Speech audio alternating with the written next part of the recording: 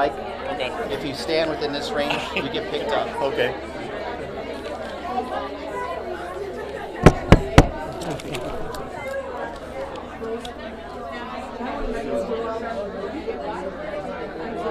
Our firewall's in. I got a note. They put our.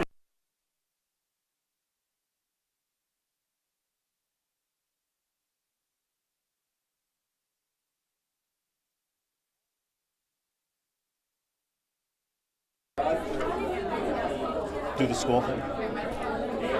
Morning, everyone.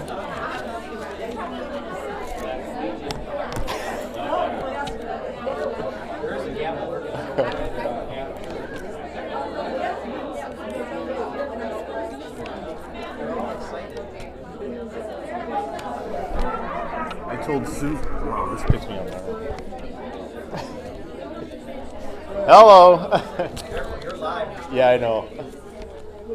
Good morning, everyone. Welcome.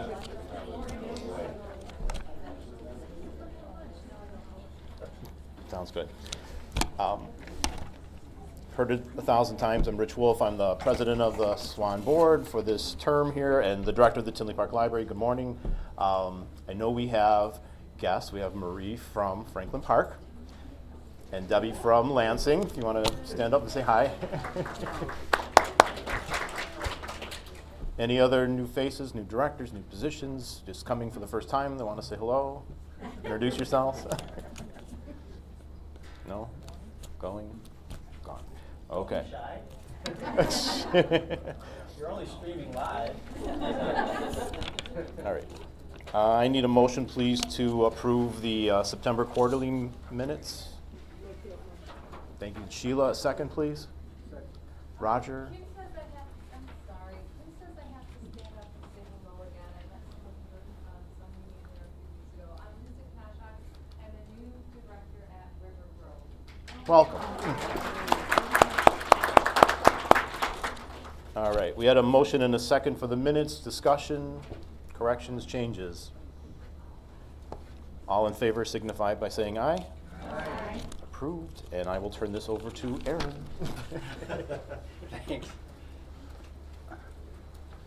Hi, everybody, and hello, Internet. Turn around to the cameras and wave. So this is the third meeting that we've streamed. We did the June, then the infamous September quarterly meeting. This one's just a regular one. We are going to be covering a lot of just detail on the migration and also a lot about credit card stuff.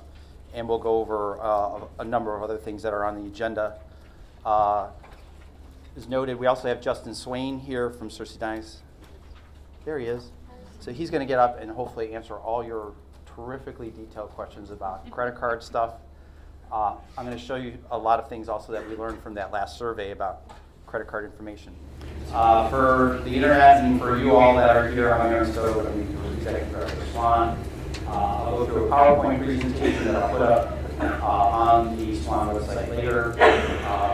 Put it full, a lot of details for you so you don't have to take a lot of notes and you can pull what you want from it later. So I'll get started. So as far as where we're at, this is that logo that one of our staff came up with that we like to use. We use it for the migration. So I'm going to go over the timeline. Within our migration, we have teams that are working, so I'll give updates from those teams. I'll go over the training plan. We'll talk about Mentor because we rolled that out at the Committee of the Whole meeting in November. I know a lot of you have been working on it, may have questions. SWAN staff's in the back. If you have detailed questions, I may have to refer you to them after the meeting, or we'll try to answer them for you.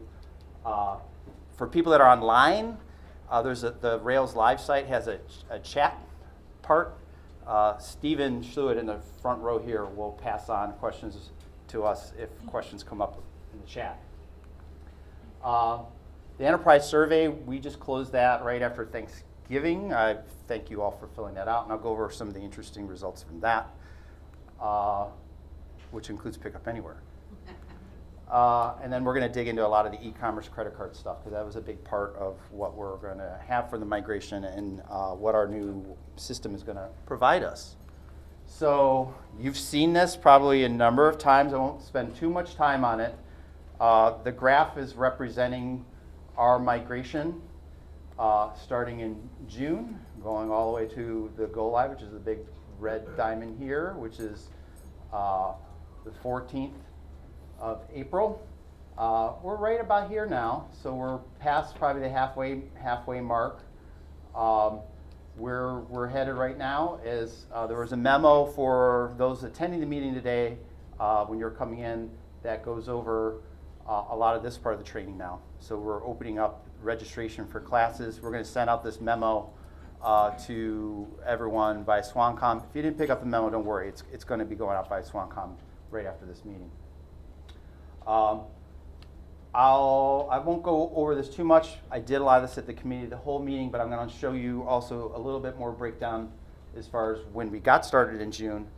Of course, everything has been laid out in a timeline.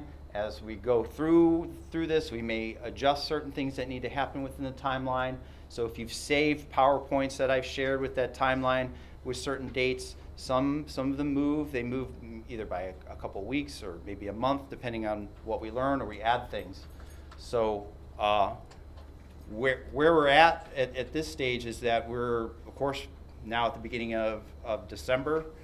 A lot of things that happened in the last month involve getting our SVA configuration set up. So SVA is the auto dialing caller service that can call patrons and let them know about overdues, let them know about holds.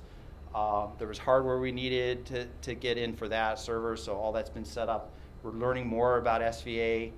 I'll have more information probably later as far as how we'll roll it out, because we understand that we need to sort of gradually ramp it up because we've never had this before.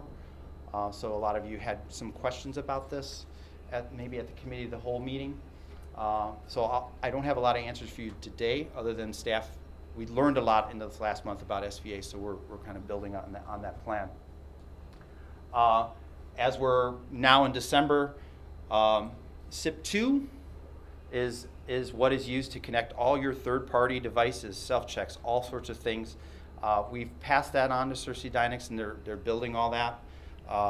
For those of you that remember when I've talked about all the negotiation, and I've been out to your libraries going over what the new agreement gets you. It gets you unlimited SIP2 licensing, so we can transition what you have, and then you're in a wonderful place going forward if you want other SIP2 services or you want to try out new self-checks. In the back, we have everything ready for you if you want to try that. A big step in December we're going to take is that the Symphony system that we have set up now is one version. It's 3.4, it's going to 3.5. The reason why we're doing 3.5 is that it's going to accommodate the two images, digital signatures and the patron images. I did share when we were out in, Steve and I were out in Utah for a consortia special interest group meeting, and SirsiDynix asked to meet with us to show the development that they did for 3.5 with the digital signatures built into Symphony. It works exactly with the Topaz signature pads you have now. It's fully integrated into the Symphony client. It looked great. It could do a different language if you opt for it. Some of the original rollout that we did with Millennium, where we had to do some customization on our own in order to get some prompts to work, they built that all into the system. So it's more efficient. And of course, today we're going to talk a lot about online payment configuration and what role that has to play for your libraries and SWAN and credit card payments overall as far as the direction we're going in the consortium. I say we clone the system because what we're going to do is once we have all this stuff done, the SIP2 setup, the 3.5, some of the other options, we're going to clone it, and then you'll have, your staff are going to have, come January, a system to play around it. That was a big part of the training plan, is that you're doing mentor training now. As you start to take more of the classes, we're going to have a number of classes that are going to take place in January for some of your staff, like acquisitions library staff, but mostly SWAN staff again, with cataloging libraries in SWAN and some of the trainers that we've enlisted to help in our bigger effort come February for training. We're going to need a system for everyone to play around in. So we've done everything virtualized and virtual software hardware. So this means that we can fairly easily clone a system so you can play around in data that's probably the most current. So we're not going to be out of date as often as we could be if we were dealing with kind of hardware-based type systems.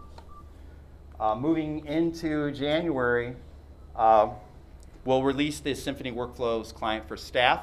So this is so your staff will be able to start playing around. We're also going to be working with a subset of the 77 libraries in SWAN to do data testing, verification, but then as we open it up for all libraries, you'll have a checklist also of things you need to go in and verify. We think we get it perfect, but another set of eyes always helps. It'll be like for days closed things like that. But it'll be very specific what you need to check. We're sending 2 staff out to Lehigh, Utah to learn something about, it's called API training, and this is used heavily in system administration and also for kind of third-party services in the Symphony system.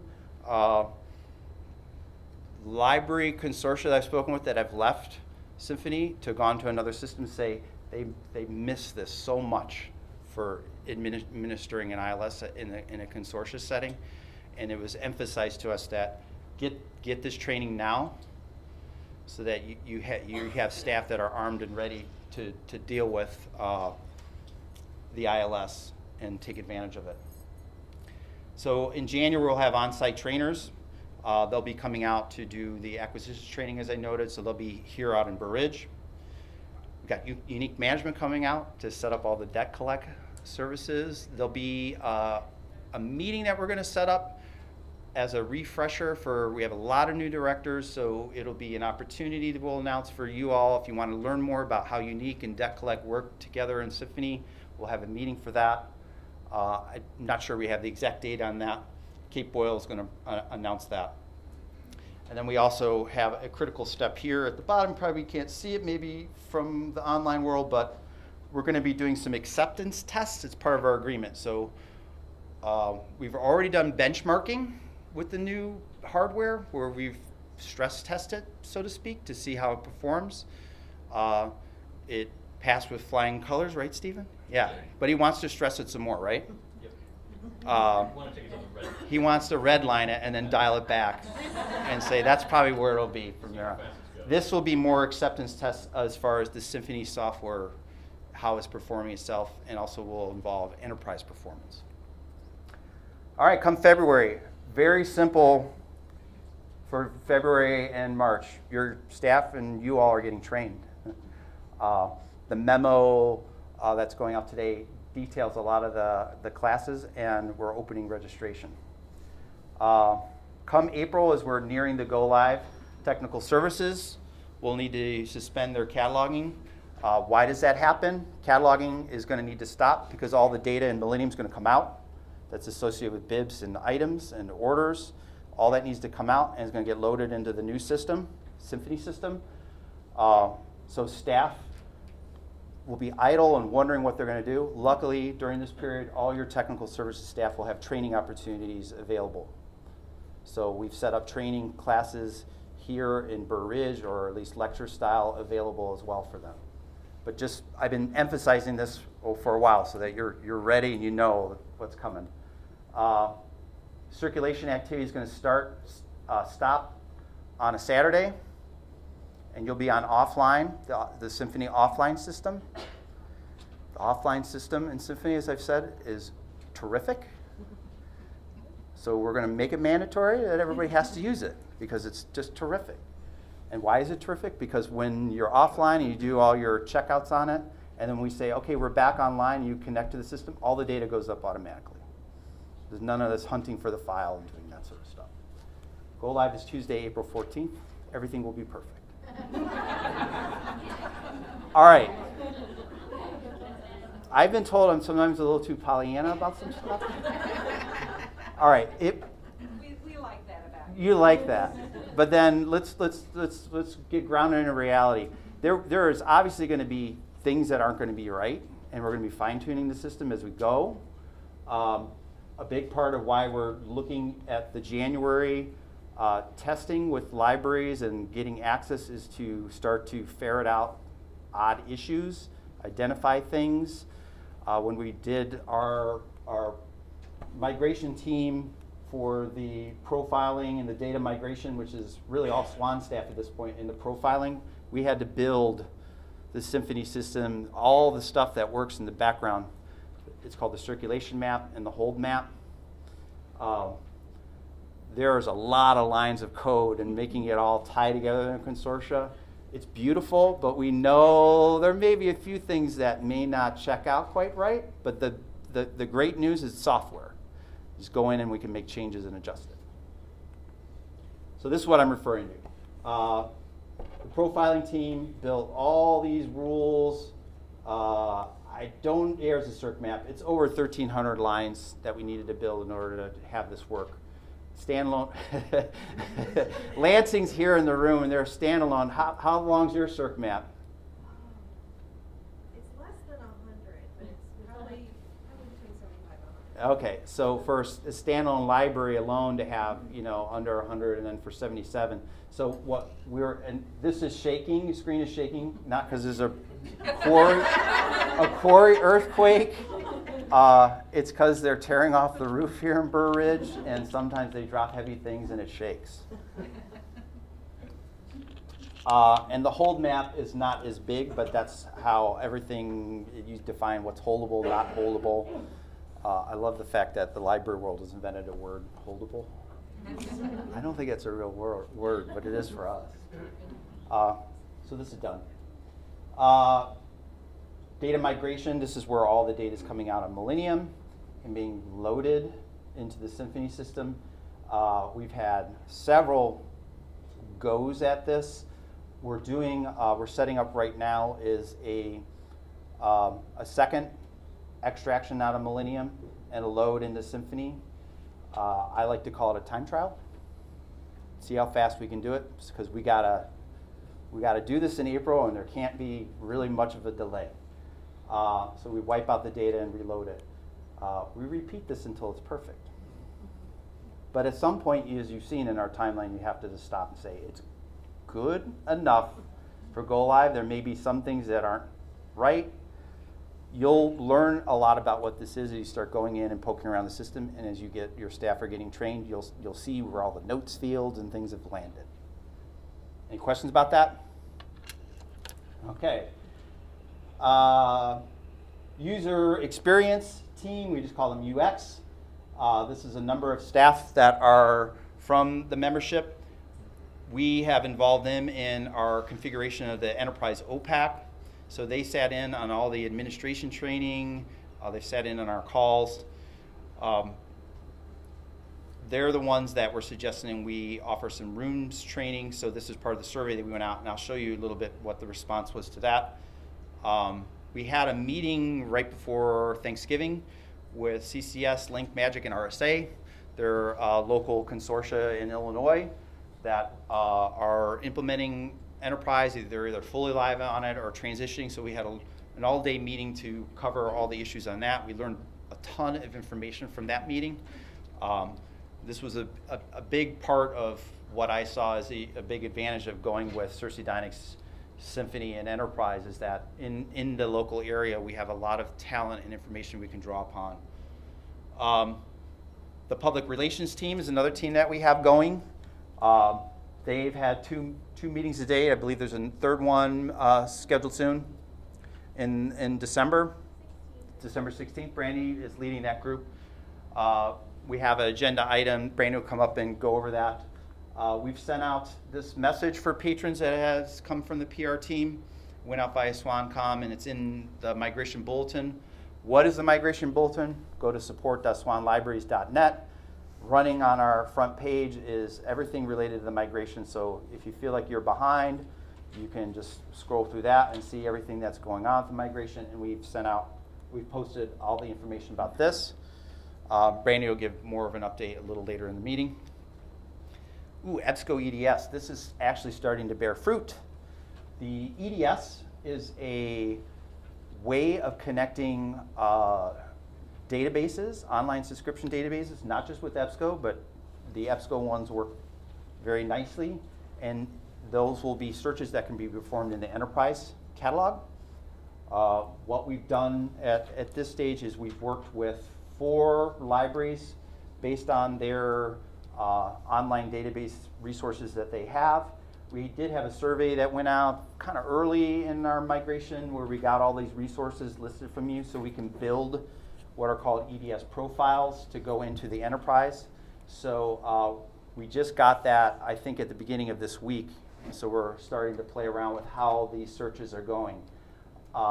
We wanted to make sure that we involved our special libraries and their college libraries because they have more oddball maybe resources. We felt like what Elmwood Park had to offer would take care of a lot of what the public libraries have. So we're building this, but everything that you have at some point or other is going to go into EDS. It may not be everything at Go Live, but certainly you'll have an EDS presence at Go Live. Any questions about this? This was that survey number 2. Going kind of fast. All right, the migration training. This started in September where we had SWAN staff, also library trainers come in, cataloging libraries, acquisitions, library staff began training with online training in SirsiDynix. We rolled out Mentor in November. We've had a lot of questions about Mentor. It's a quirky system. I'm going to get into that. January, we'll get into the Symphony workflows, and then February, March, we'll do the all-staff training. So Mentor, this was big in that we had to configure a ton of users for the system, over 1,800. From what we've seen, about 900 library staff have already started using it in the few weeks that it's been available. We emphasized in the memo that we sent out, in the number 3 memo, that we were requiring Mentor for classes that are going to come up in January. So we had recommended classes in Mentor. All right, so we've had issues with Mentor. So we can try to dig into some of them at this meeting. I think the migration help email that we have, we get a lot of questions in there.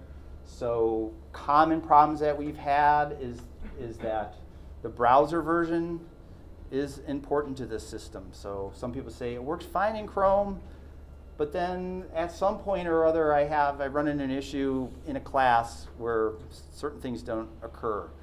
I would say if you're trying to live in the Chrome world, for example, as your browser of choice, this works best in Internet Explorer. And then we've also found that even the Internet Explorer has to be in a certain compatibility mode.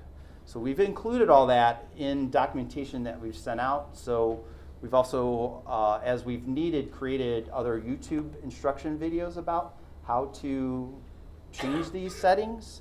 So in case you've missed some of that, we've done a lot to try to help you out with some of these issues. Pop-up blockers is a common thing. You have to, go in and disable that it's blocking pop-ups from this, the Mentor training site. We've seen quirks that are just related to Mentor itself, where staff are progressing and then they say, I finished, but it doesn't show me something. Yeah. So people have reported that into us. SirsiDynix has been responsive when we've had issues come up, and we try to get those resolved.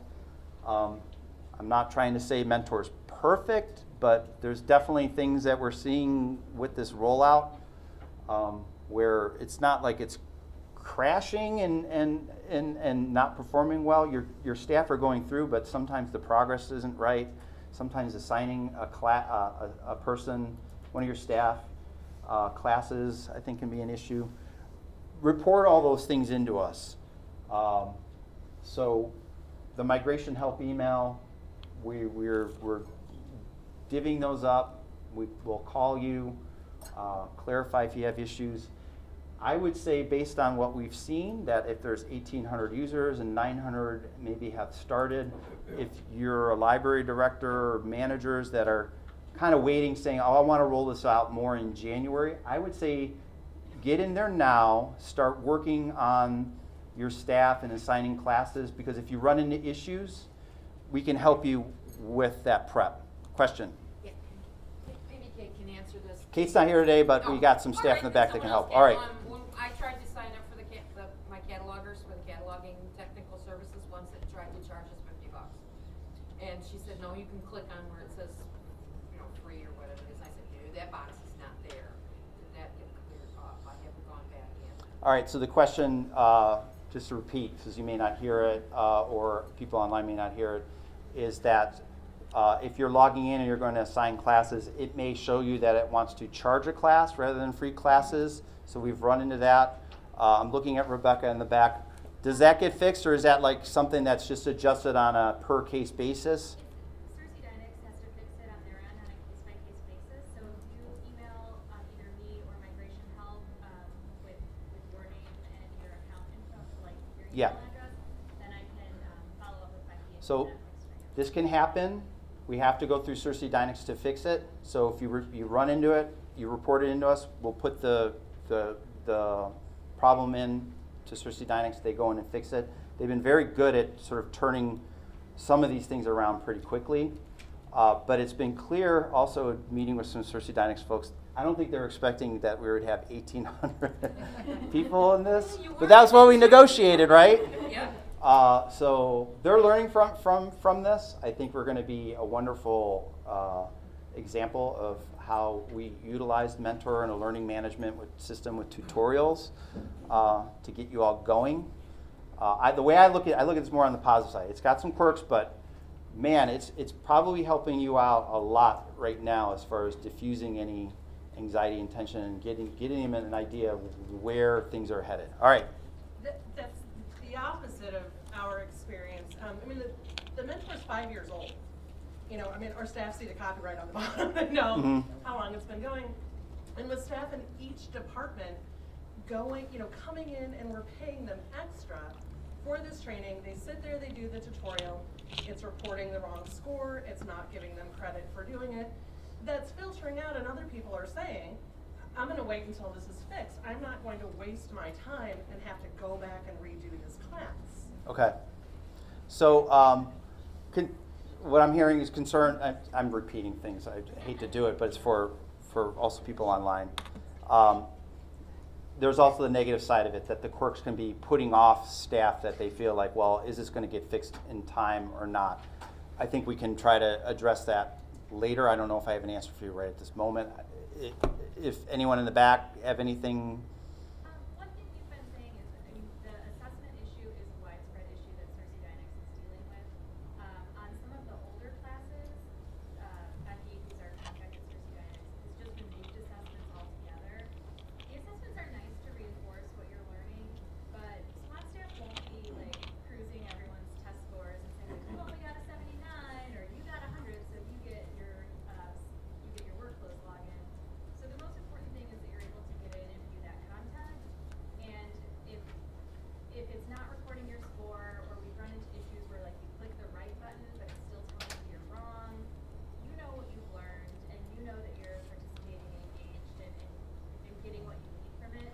So the assessments, don't worry about that. We're working with SirsiDynix to find a solution, and we'll update the membership when we find one. But for now, we know that the assessments are not working, and we won't expect people to go back and redo them. And Okay. and So the memo we're sending out also addresses some of these aspects of the assessments issues. Where we can, we've reported into SirsiDynix, let's say for a specific class, that the assessment part wasn't working. And we did this for one of the cataloging online classes, where we reported it and they removed the assessments part from that, so that moving forward it wasn't going to be an issue. So if we know which ones are having the assessment issues, we can report those back. I think what we'll do is try to make further clarification for you all as far as how to communicate with your staff if the assessments are becoming a huge concern. yes, I would say with some of what you shared about maybe the mentor system having issues with the browser is probably reflecting some of maybe the third party. The coding is maybe showing that a little bit of it's a little older. It's not as current, so that's why maybe some of the current browsers have issues. So we've seen that. One other comment that I'll make about the age of the system is that SirsiDynix is constantly updating classes. Yes. And as we're pointing out inconsistencies like, oh, this class doesn't really match what we're seeing in workflows, they're prioritizing that. So if you're seeing things that you're like, this class is not helpful to me based on what I know about workflows already, we can also share that information and maybe get that class bumped up in the queue to get a little revamp. So if you it's see, very if responsive. what Rebecca is saying, if you see something in a class and you think it could use some improvement or have suggestions, we pass those on and they fix them, prioritize them as far as updating them.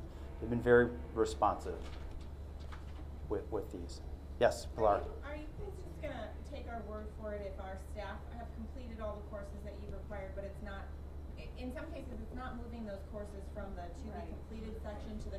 We'll Is take it your word okay for if it. I'm just saying, Yep. my staff is done. Your mentor managers, you all are knowing what your staff are getting done, and you'll be able to say if they're ready or not. We just really want to make sure that the mentor system was being used. Maybe I emphasized it too much from that aspect, that people would just be showing up at the February classes and not having done any of this. So maybe the assessment part has been overemphasized and there's concerns there. Jeannie? Yeah, I think I would just echo that. What I'm hearing from my staff, and I know it's not coming from me, so they must be hearing it from colleagues or zone meetings or something, is, oh my gosh, I didn't complete this assessment, or it didn't allow me to complete this assessment, and we're not gonna get to go live on April Okay. 15th because of it. And I'm like, no. Okay. So if you can get that We'll, message. we'll get that message out. It doesn't mean don't do it. Yeah. Right. Anyone online? Do it, but, we're not gonna. Yeah, stick you with a wet we're not going to bar you from walking into the classroom or registering an L2. Right. The idea is that we want to make sure that people coming to the classes that we have available, lecture style or the hands-on, that you've done mentor using the required classes that we've laid out. If you ran into issues with the assessment, we'll work with you on that. And those of you that are mentor managers, you're probably seeing how they're doing. I hope that helps. Other questions about it? All right, here's where we're getting to the good stuff. So, cataloging and circulation. We're going to be here are dates for that.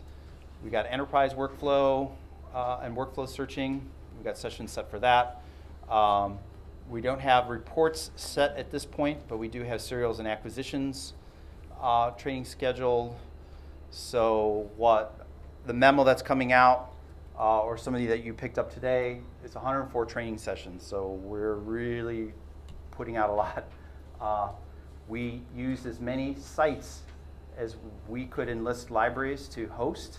We found this to be very successful when we've done training in the past. The Cirque du SWAN was maybe the model that we saw a lot of success with, where we having it hosted by libraries in a certain area, a lot of people can easily attend because they're not having to travel as much.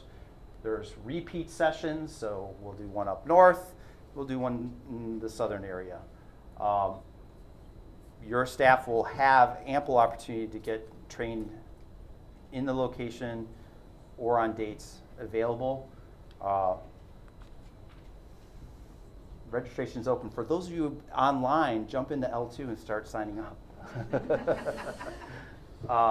We're also going to be recording all the lecture style classes.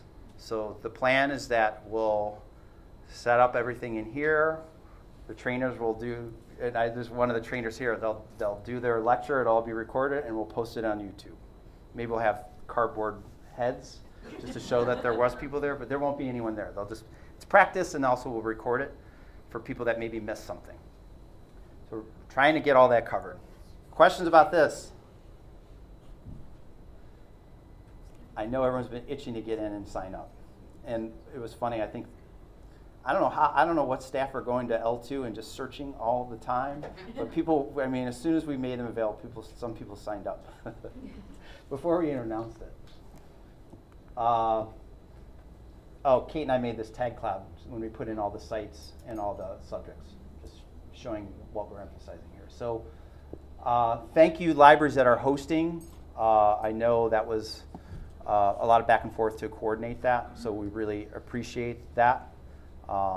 It's always fun to go out to other libraries and have events. We did that, a lot of that over the 2013 year, where we were hosting a lot of these meetings out at member libraries. So we've learned a lot, and you're great hosts. We've had a number of surveys go out. The enterprise survey was survey number 4. That was completed. We're having discussions in the migration team here in Burr Ridge with SWAN staff about another survey coming out. We're debating whether or not we need to do it or not. There may be another one that we have to send out. It's possible. The way this works is as we learn things about the system, we realize we need to check in with the libraries and gather info. The enterprise one was kind of a doozy because it involved your graphic design folks and then people that dealt with credit cards. And so what we do with these surveys that involve you having to gather multiple feedback or input is we're making them that you can save create an account, save it so that you can get the information you need, then check in with your senior management or other staff, and then complete it, and then you hit submit. We had a couple libraries that submitted 2, but that's okay. We end up sorting those out. So I'm going to go over what a lot of the responses were that came back. I'm sure you're dying to know what some of them look like. Are you? All right, so before I get to that, some of the theme choices that were made were part of this survey. I'll show you a couple that have come along. So Brookfield Zoo was one of the ones that we're setting up. That's turning out, I think, quite nicely. Working with Elmwood Park on theirs, the way we're dropping in the logo there. I think we're going in and tweaking this. South Suburban's come along quite nicely too, as far as with the blue. So this is why you need the logo that has the clear background so it can drop in. So one of the responses that we asked was considering rooms training. Rooms, I'll show you what more Rooms is. Rooms is a part of Enterprise that allows you to put specific things about your library into the splash page of the catalog. We had 63 libraries expressed interest in Rooms training, so we're looking at doing that in January. So I took a screen capture of what Evanston's doing just to show you from it's the sidebars and other parts of the search. So what they've done is they've integrated an RSS feed for library events into that. So these will be links that go to their events system. It's not the event system in the catalog, but it's feeding into that. Boy, there's an earthquake. And then what they've also done is embedded like a chat, online chat reference, and some other things are possible, such as searching Novelist Plus down here. CCS is the consortia that's rolled out Enterprise, so all of their libraries have gone through this sort of Rooms training. So they've done work to put in their various events calendars or other things that they want in their catalog. The look and feel of it is some things that can be adjusted. We're not emphasizing so much of that part of it. It's just functionality for the go live. But we want to offer libraries that part. Otherwise, you end up just with nothing here. We decided that we'd put some defaults in as far as the New York Times bestseller is, so when you click on this goes right to the title. Portfolio, we're gauging interest in Portfolio. Portfolio is where your digital collections can be also integrated in the catalog. We've never said that Portfolio will be part of the Go Live, but we wanted to see what you thought about Portfolio as a choice. 29 libraries actually expressed interest in Portfolio. We also had an option to say, well, they weren't sure. We figured people didn't understand maybe what it was. They needed more info on it. 17 just said they weren't interested in it at this point. So there's a lot of interest in portfolio. So I think we'll moving forward, we'll be able to gauge where that fits into our post-go live plans. Pick up anywhere. The way we outline this in the survey, every library would be able to opt in. It would be from April to September. At the September meeting next year, we'll present data, how it's going, and then we'd open up the second enrollment for libraries to either leave or jump in. Well, I'll say this, 60 libraries opted in. Thank you. We obviously either made a pretty good case at the last meeting that we had, or a lot of you were just dying to do this. This will go out. I'll post this right after the meeting. A few said no. So I note that they're saying they're waiting till September, till the evidence comes in. A few libraries did not respond. We're awaiting response from them. We also have a number of libraries, the college and the special libraries we said weren't going to be participating in this, just for reasons that are kind of complicated for being a pickup point. But the recommendation when we moved this out was that the public libraries would be the group doing pickup anywhere. So as far as these, we can check in with them later. I think there's just going to be a lot of libraries that are kind of waiting to see what the data shows as far as what pickup anywhere can do. Questions about that before I move on? Yes? How did that end up in there? Sorry.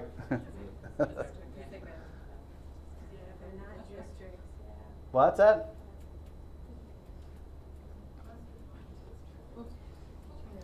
Anything else about Pickup Anywhere?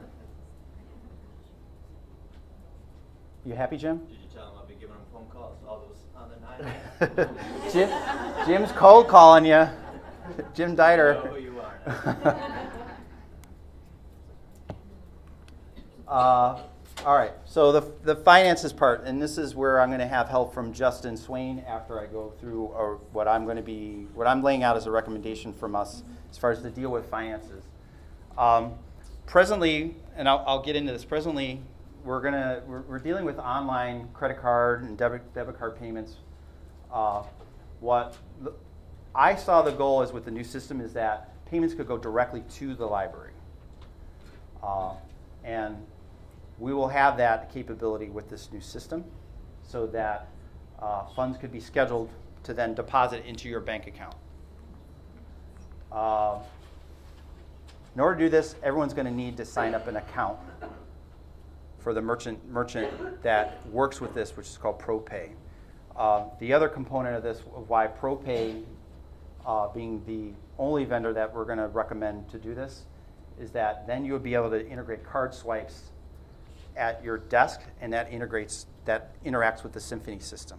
So you could do a credit card swipe and work with Symphony. And I don't know, Justin, do you show how that works at all, or yeah? So you'll be able to see a little bit of that. I also want to approach the board at their December meeting about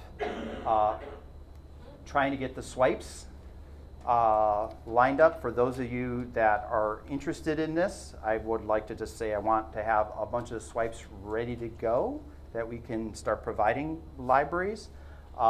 Good reason for this is Justin and I were talking earlier, is that like one of the libraries in CCS, I think it was, well, I won't name them, they were having issues with it, and it turned out that they had bought a non-recommended swipe, and it wasn't working quite right, and it wasn't until they figured that out. So to prevent people from having to hunt for the best one, I'm going to say we can take money from the approved migration costs, which was approved by the membership, for this amount, so that we'll have those ready for you if you want to do this.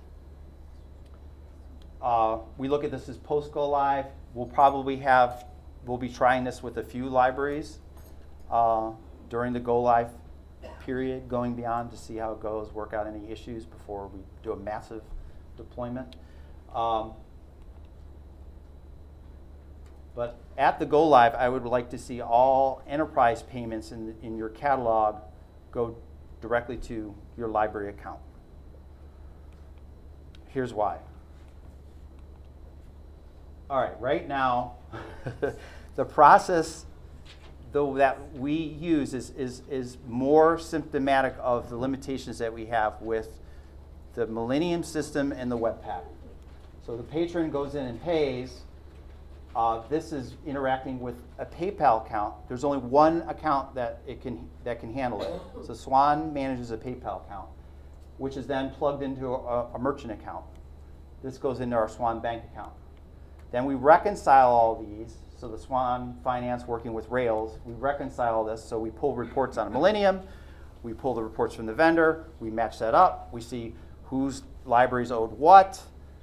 We do that quarterly, and then we cut checks. We used to do credits, and then you'd apply those, but then we said cutting a check was easier. The board then gets these big stack of checks, and they go through them and sign them, and then they'll hold up one and say, like, this is a check for $1.50, and it's like, well, that's what their patron paid, and it goes to them. And then you get the check, and then you deposit it in your account. What I'm proposing is something way simpler, is that you'll have your own ProPay account, and it'll go directly in your bank account. And Justin can explain this a little bit better, is that you can schedule that. It's how often you want that to occur. I don't know if it can be immediate or not, but. So the ProPay system also will have the proprietary swipe device that could be at your desk that you would swipe that, and that's completely secure going back to the merchant and it interacts with Symphony.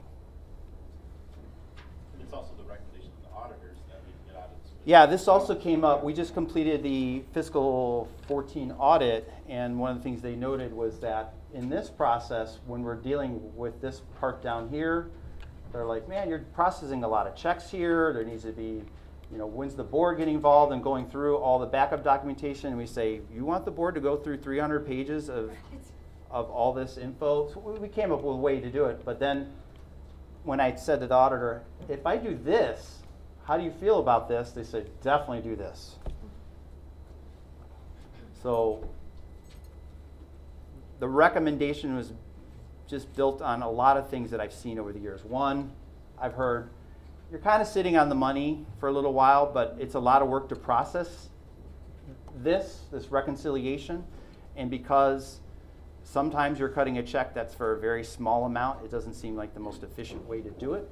Whereas this is just flowing in, it's using everything that is set up behind the scenes, using everything secure transactions. There's no check being cut. It sure would be nice not to have SWAN holding on to your money. That just, it's your payments go right in. But the big thing that we have to do is make sure that you have your accounts. So pros and cons, I've just sort of outlined those already. Libraries waiting for the check. Some libraries never cash the check. Yes, I won't name names. We stop them and issue a new one after a certain point. The reconciliation can be a lot of work, and the auditor just raised concerns. We have a new auditor that we used, and raised some concerns about just the process overall could be simplified. Right now, it's easy. Libraries don't have to have merchant accounts to do this. It all flows in, and we do all the work. So that's what I will say about it right now. We've made it very easy on the SWAN libraries, but that was more just because there was only one way we could do it. Now that we have the option, I would like to move forward. So what the enterprise survey also revealed is that there's a lot of libraries that are also doing credit card transactions. At least this was the responses I got. You can tell me whether or not this was responded correctly. So it's circulation or self-check. So sometimes self-check stations can actually take the payment. So I don't know if some of this meant that you were using ePay or other things, or just directing them. Is that some of what some people are doing? Or Square? Okay. Woodridge is the one that I know that went with the whole payment, a payment system with Comprise. So it's a third-party system that does that. I would say conversations I've had with some directors about this is that Does that mean I have to have the ProPay account and the one for my self-check? Can I integrate these? We can talk a little bit more with Justin about it, but the way I view it is I think you got to hold your nose and say I'm going to have 2 merchant accounts in order to make this work. All right, Jeannie's showing 4. It really depends, because there may be a self-check provider that says we work with this vendor and this is the only one we work with, and this is what we're presenting today, is that there's really only one vendor that's going to do all the nice stuff we want. But if you want the services, you're going to need to manage 2 different accounts. And the 3 or 4 is if you want EBSCO and your public computers Right. and that sort of thing. I mean, Oaklawn, I think, has 4, but they're allowing credit cards at a lot of different places. Yeah, if you have variety of services that do credit cards, like for EBSCO or for your self-check, other types of things, Your public printers, if you want people to or your build, printing system. then you're looking at multiple. As far as the point of sale, as far as what I was saying is that the ProPay swipes are $60. If you're interested in using more than one credit card terminal, these were the responses. I have some numbers that came back as far as that, how many terminals they were expecting. So these were the libraries that responded. Overall, we're looking at maybe 56.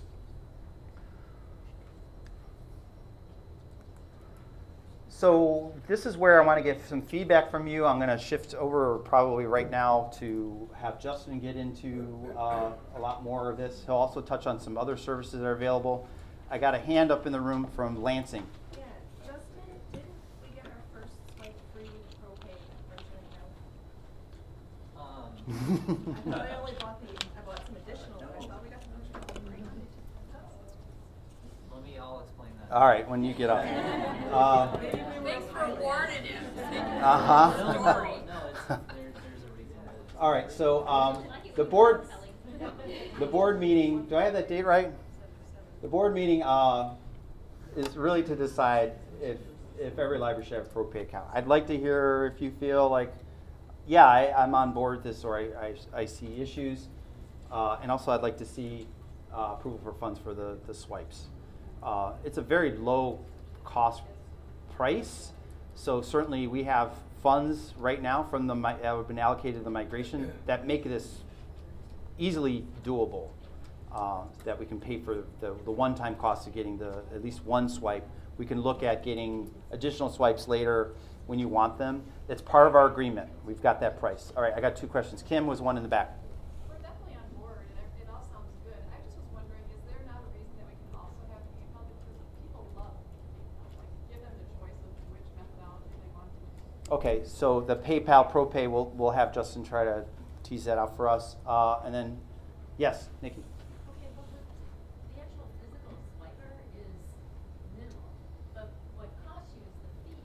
Right. Using credit cards, and we don't know what those are through ProPay. Can we shop?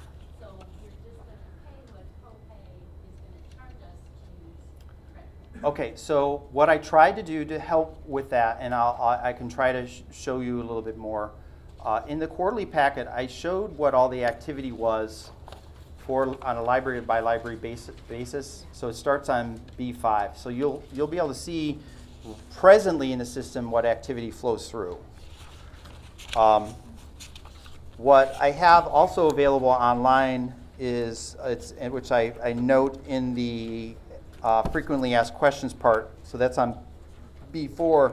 There's a spreadsheet where you can plug in your amount and see approximately what your library might pay in fees.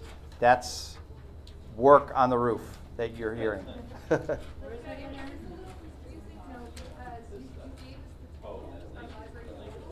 Uh-huh. In the spreadsheet, I didn't know how many transactions that was, so it was a little hard. Okay. The spreadsheet was really complicated and confusing, but I think I got it figured out, and it should be a little bit less, or. All right, so depending let's on- look. We can look at the spreadsheet and try to help you with that. And another question for Nikki. Yeah, but I'm sorry. No, it's all right. That's why we're doing this. But, so the online payment of fines is like a very small portion of overall fine payment, and now we have swipe cards that in the past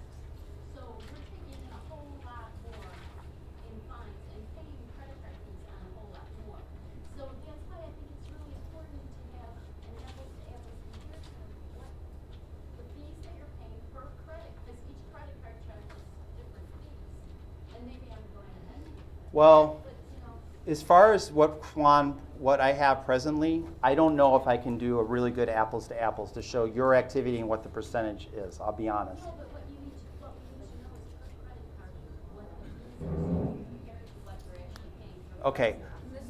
Isn't this it? In the packet, I put every document that was made available to me through Justin. I don't know if you want to join us now at the front, and then we can start digging in to all this. So I included in the packet info about ProPay, the instructions, the whole terms and conditions.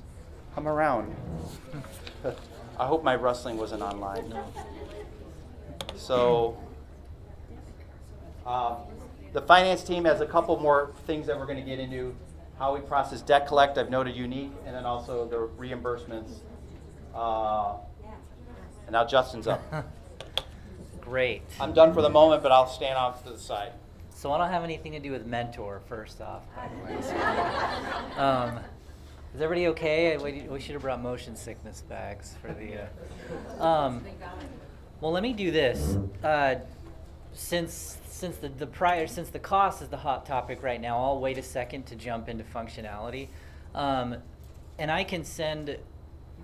Aaron, I sent you the application itself because that has the most current pricing. Which, by the way, Kelly, to address what you said. So here's what happened. We're actually switching over pricing a little bit for everybody in Illinois. We initially had the fee plans that ProPay had put together, but as we started working with some of the other systems and started hearing about ePay, a lot of it was subsidized, and so we were trying to get a pricing structure that matched ePay, or was it at least matched it or was below it, right? And so for all of the Illinois libraries, especially that annual fee was dropped down quite a bit. And so the agreement with ProPay was they said, okay, well, we'll bring down that annual fee, but no card reader included which is better. And so we're switching all libraries over. You guys started before we had to address ePay. That's why. But it's better anyway, and we're getting you guys switched over to that Illinois plan because otherwise you pay that higher annual fee every year. So it's better to just buy the card reader and pay the lower fee. So the pricing is in there, and it breaks it down card by card, exactly what you're paying for both online and swiped transactions. So you can look at that, but like Aaron said, and that cost calculator I actually put together in like one day. So the spreadsheet, I can look back through it and try to simplify it to explain it a little bit more, but the truth is it is complicated and there's no way around it because every card company charges something different. The merchant bank charges different. Then there's different charges from all four of the credit card companies for both online and circulation desk. So I tried to do in that spreadsheet what's called an effective rate, which that's really what matters.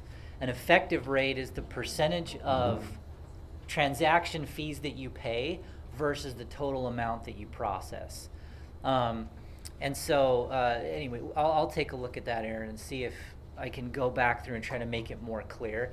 I can't necessarily simplify the calculations because they all have to be in there. But the goal was to say, hypothetically speaking, if you process this much, or this, if you do this many transactions and it's this amount, here's the total amount that you'll pay in fees, and here's the effective rate. Because you can look at credit card pricing, but it doesn't really matter until you actually know what you're going to pay. And that's a tough one because, in the case where you may be adding credit card payments at the desk that you weren't doing before, it is going to increase that. The nice thing, though, is that as crazy as it sounds, this is actually really simplified with ProPay. I know that when you look at it, you think, how could this be more complicated? But the truth is it very much can be. ProPay models, the model is similar to PayPal, but a little bit better. They're less geared towards, average consumer, I guess. Like, hey, I want to sell something online. I need a PayPal account. They're built a little more towards business, which is a positive. But the good thing about it is that a lot of traditional merchant processing, you have to obtain a gateway and then a merchant bank. And so some of these libraries that we were working with where we were comparing, fees to fees, as we started digging, we actually, because they said, oh, well, we only pay X amount per transaction. And what we found out was, yeah, that's what you pay the gateway provider. How much do you pay these guys? Do you have a bill for a bank? Oh, yeah. Well, do you also pay a bill to Discover, American Express, Visa and MasterCard? Oh, yeah. So it turned out that they were paying 6 different people to accept credit cards. This is one. You pay ProPay and that's it. They then pay American Express, the banks, all the card companies. So that's, quick explanation of how the pricing works and why it does seem complicated. But if we can all work together and figure out that spreadsheet, that is the best way to do it, because it's going to tell you what you're really going to pay and not just say, oh, here's you pay 2.4% plus 25 cents a transaction or whatever, because that's nice to know, but ultimately that doesn't really help in the end. So, but that pricing is in the application that Aaron put in there, as well as that cost calculator for Excel. Any questions about that? Yeah. Not about that. Okay. No, you're fine. Oh, my question is, okay, so can we deal with ProPay directly so that our EBSCO, which now integrates with ePay, could integrate with ProPay? Or ePay, you can't take donations online with ePay, that's not one of the things you can do. But if you could do it with ProPay, and then you have it all in one basket, you wouldn't have to deal with a bunch of merchant vendors. Yeah, so the question is about, different aspects dealing with multiple merchant vendors. Let me jump into a couple things, and I think that question will get answered, and I'll talk about all of the positives as well as the limitations with that. And I know it's like self-checks is a big thing, and there's actually a really good explanation behind it. So let me hop into that. Okay, so I'm a wanderer. What I really need is chain myself here so I'm in front of the microphone, but let's see. I got a bunch of stuff open here.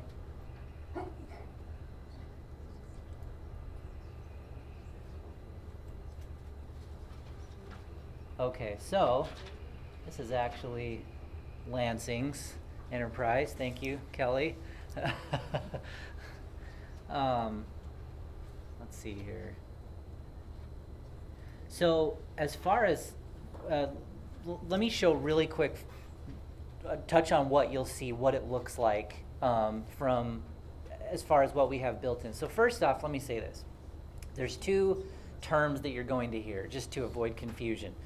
Blue Cloud Commerce, we like the name Blue Cloud if you haven't noticed. Blue Cloud Commerce is the name for what we've done. It's our product. It's our built-in payment product. ProPay is the merchant account provider that we partnered with. We really did actually look at trying to make this open-ended. So first off, the whole reason behind Blue Cloud Commerce is we felt like there should be a payment service that's native to the system. You shouldn't have to go do third-party integration in order to accept a credit card.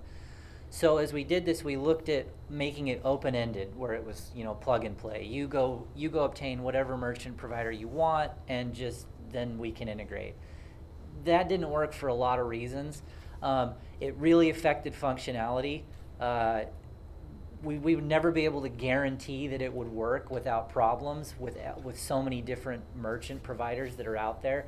The other big piece was security, and I'll really get into that because I know that's a big thing, PCI compliance and credit card data security.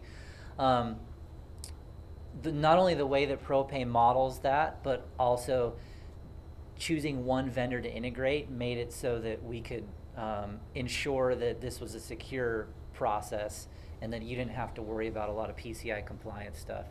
But pretty simply from a patron standpoint, here's Enterprise here, and you just log into my account. It's a really easy process for them.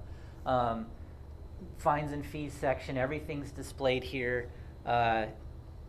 You can check or, unselect all or just select individual ones, and then come down here, and it totals everything at the bottom. And you click the payment button, and it pops you right over to the payment form. And then, not that I don't trust anybody, but this is being recorded. I'm not going to enter my credit card and click pay here. So you'll have to trust me. But so something really important to point out. I was going to start to wander. You see how it doesn't take you out of Enterprise to make the payment? This is iframe, and that's really key.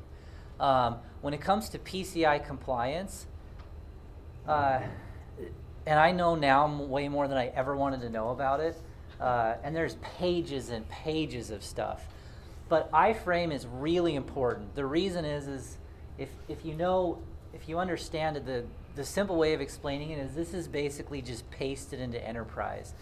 This is not actually a part of Enterprise.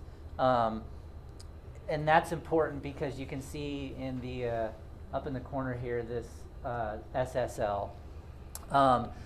Whether you're HTTPS on Enterprise or not, or whether your Enterprise is SSL, it doesn't matter because this form is, and it's just iframe. That's really key for PCI compliance. So they can actually enter their information right here, check the box down at the bottom, put in an email for a receipt, click submit, done. Payments made, it's pinging their account in real time. If it's approved, it updates Symphony. It unblocks their account if they're blocked, and everything's taken care of. There's a hand back here. Yeah, since we have a fine here for 5 cents, okay, how much would it cost the library to accept that 5-cent fine? That's a great question. Can we put a limit on you can charge? Because I have a feeling we would be losing money. You would. If you allowed somebody to pay a 5-cent fine, you would lose 32 cents. Right, so is there a way to limit? Yes. Yeah, Enterprise has the ability to jump in and set a minimum amount for online transactions. It's not legal though, is it? Oh, is it not in Illinois? Well, I know online payments I mean, and they do it. You'll see merchants that Yeah, put it a lot of out, merchants but do it. technically it's not legal. the one thing you'd want to check into on that is whether if it specifies online versus card present. Because a lot of times, so here's one other thing, and as you take a look at the merchant account fees, there's 2 different plans. The reason there's 2 different plans, and this is again, there's 2 plans because everybody is different and everybody has, wants to pick one or the other.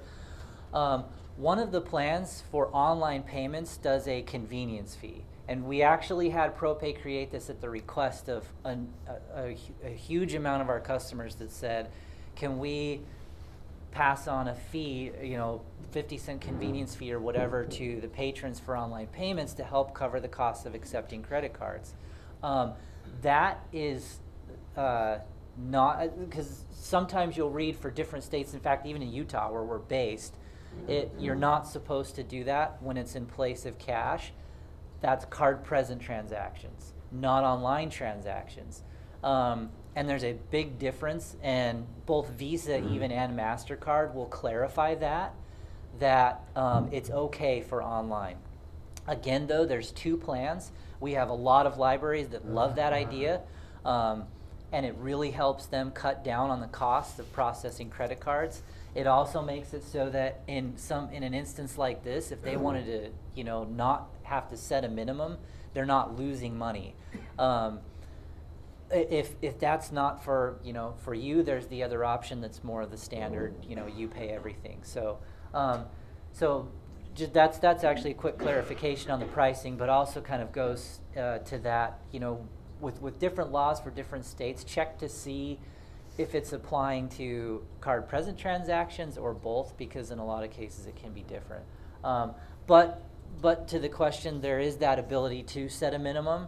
In Enterprise, you can go into the My Account settings, fines and fees, and you can put in a minimum amount.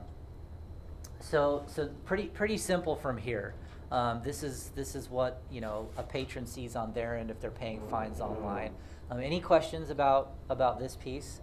and then I'm going to hop over into this workflows, the staff client really quick so we can take a look at that. Okay. Wait just a second. Erin, Yeah. could we have, our SWAN legal counsel look into that question? Yes, I just made a note. Okay.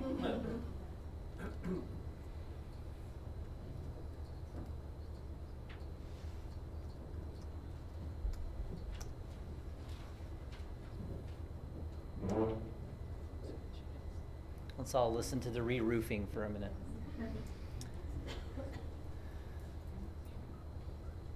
And by the way, I appreciate the time here because I know that credit cards there's always a lot of questions, and it's a big deal to make sure you understand how everything works, and make sure that this is the right system. Do you have a question? This is a question for Erin too. Okay.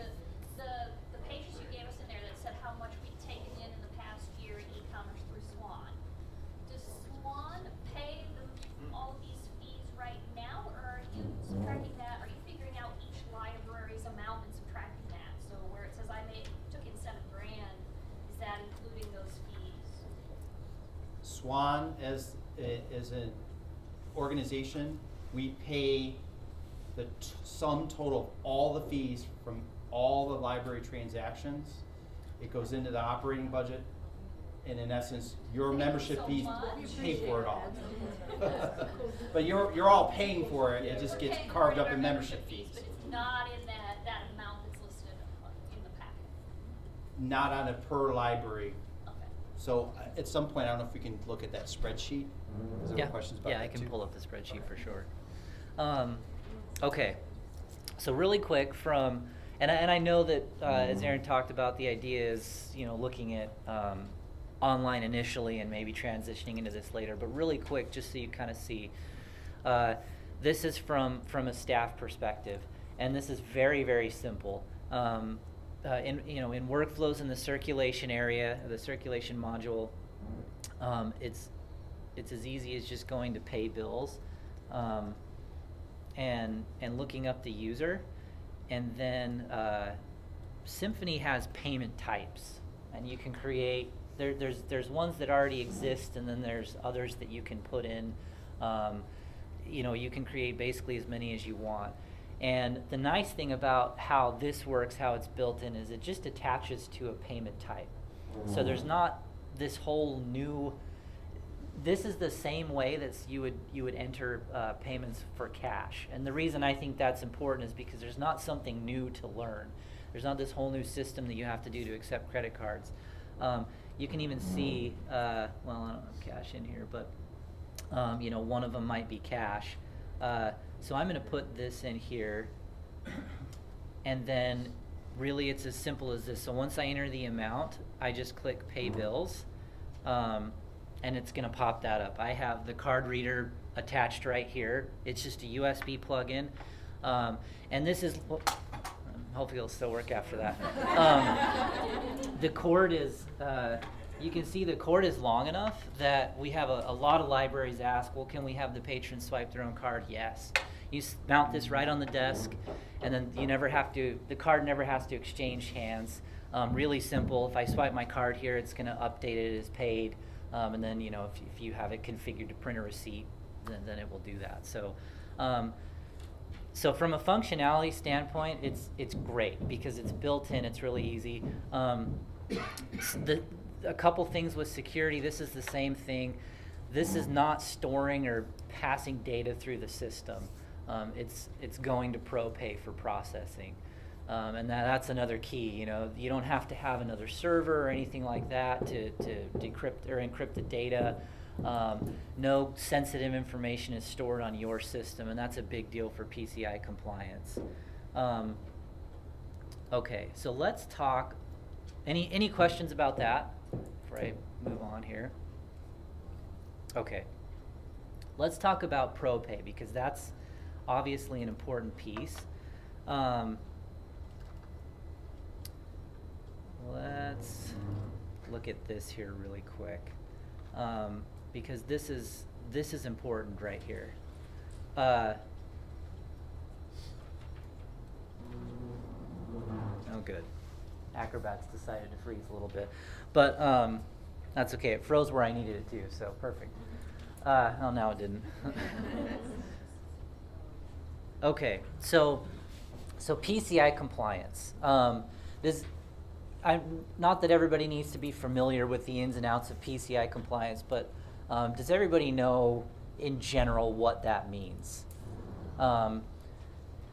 PCI compliance or being PCI compliant can be, it's a spectrum depending on how you accept credit cards. It can be as simple as a form, a self-assessment questionnaire that's just a handful of questions that you fill out once a year, to a 15-page questionnaire, quarterly scans, an annual penetration test, on-site audits to ensure that you're PCI compliant.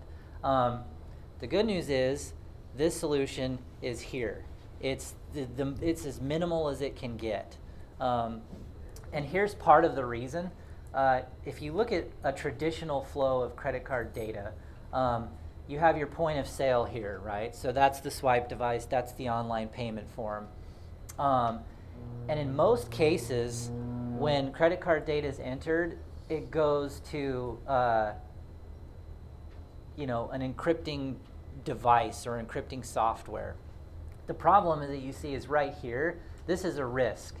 Right here, this is Target and Home Depot. That's where it happened. That data breach happened there, and it was unencrypted data. And that's how a lot of systems work. There's a period where there's unencrypted data that's passing through a network, and those are even networks that were PCI compliant. So it's a little bit scary. But if you go to how ProPay does it, you can see right here, what did I do? That's not the case right here. The reason is the ProPay model encrypts the data at the point of sale. So data is being encrypted in that form, that iframe form itself. Data is being encrypted by this card reader.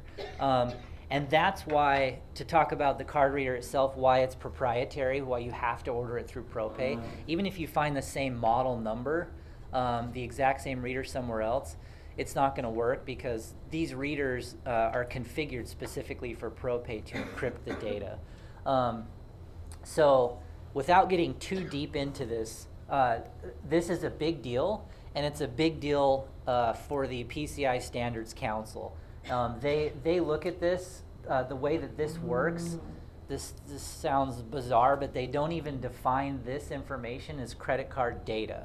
Like, it doesn't even fall under the definition of credit card data because it's encrypted at the point of sale, and the keys to decrypt the data are not contained here. They're only contained here on ProPay's secure system. So security is a big deal with this.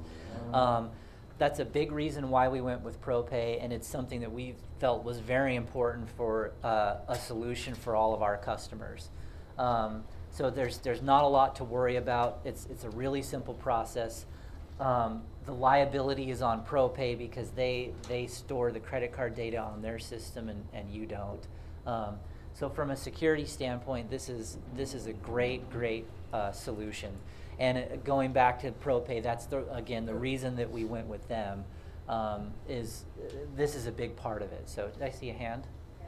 So that means in the event that there was a problem and information leaked out somehow, ProPay would pay all of the liability that, make sure that people's credit ratings are checked for a year, all that type of insurance for the libraries if we are part of ProPay? Yeah, ProPay holds that liability.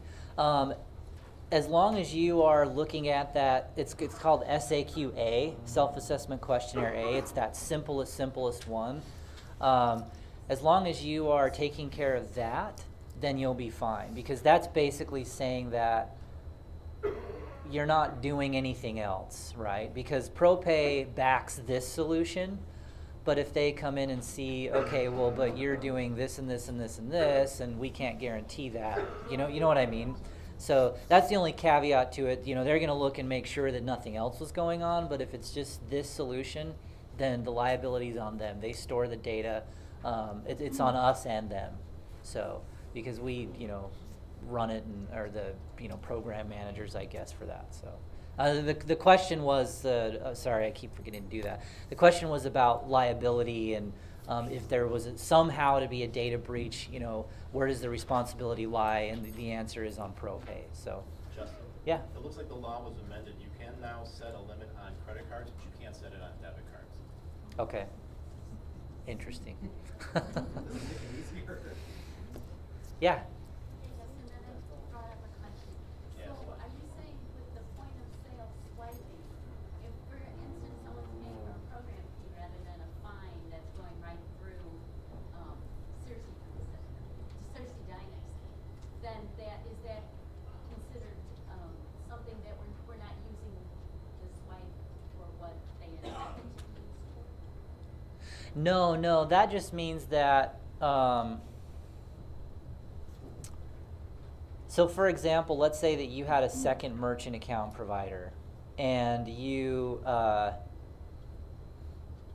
it's like a virtual terminal. So someone comes in or someone calls over the phone and says, oh, can I pay my credit card over the phone? Sure, and the staff member writes down their credit card number and enters it manually. If your ProPay is basically going to look at it and say, if you're accepting credit cards in some other way that's not like approved by them, does that make sense? It does, but people do that all the time. Yeah, and so So then you're liable. and the whole key is that piece. They're kind of saying like, we don't know that you're doing that, and that's on you, basically.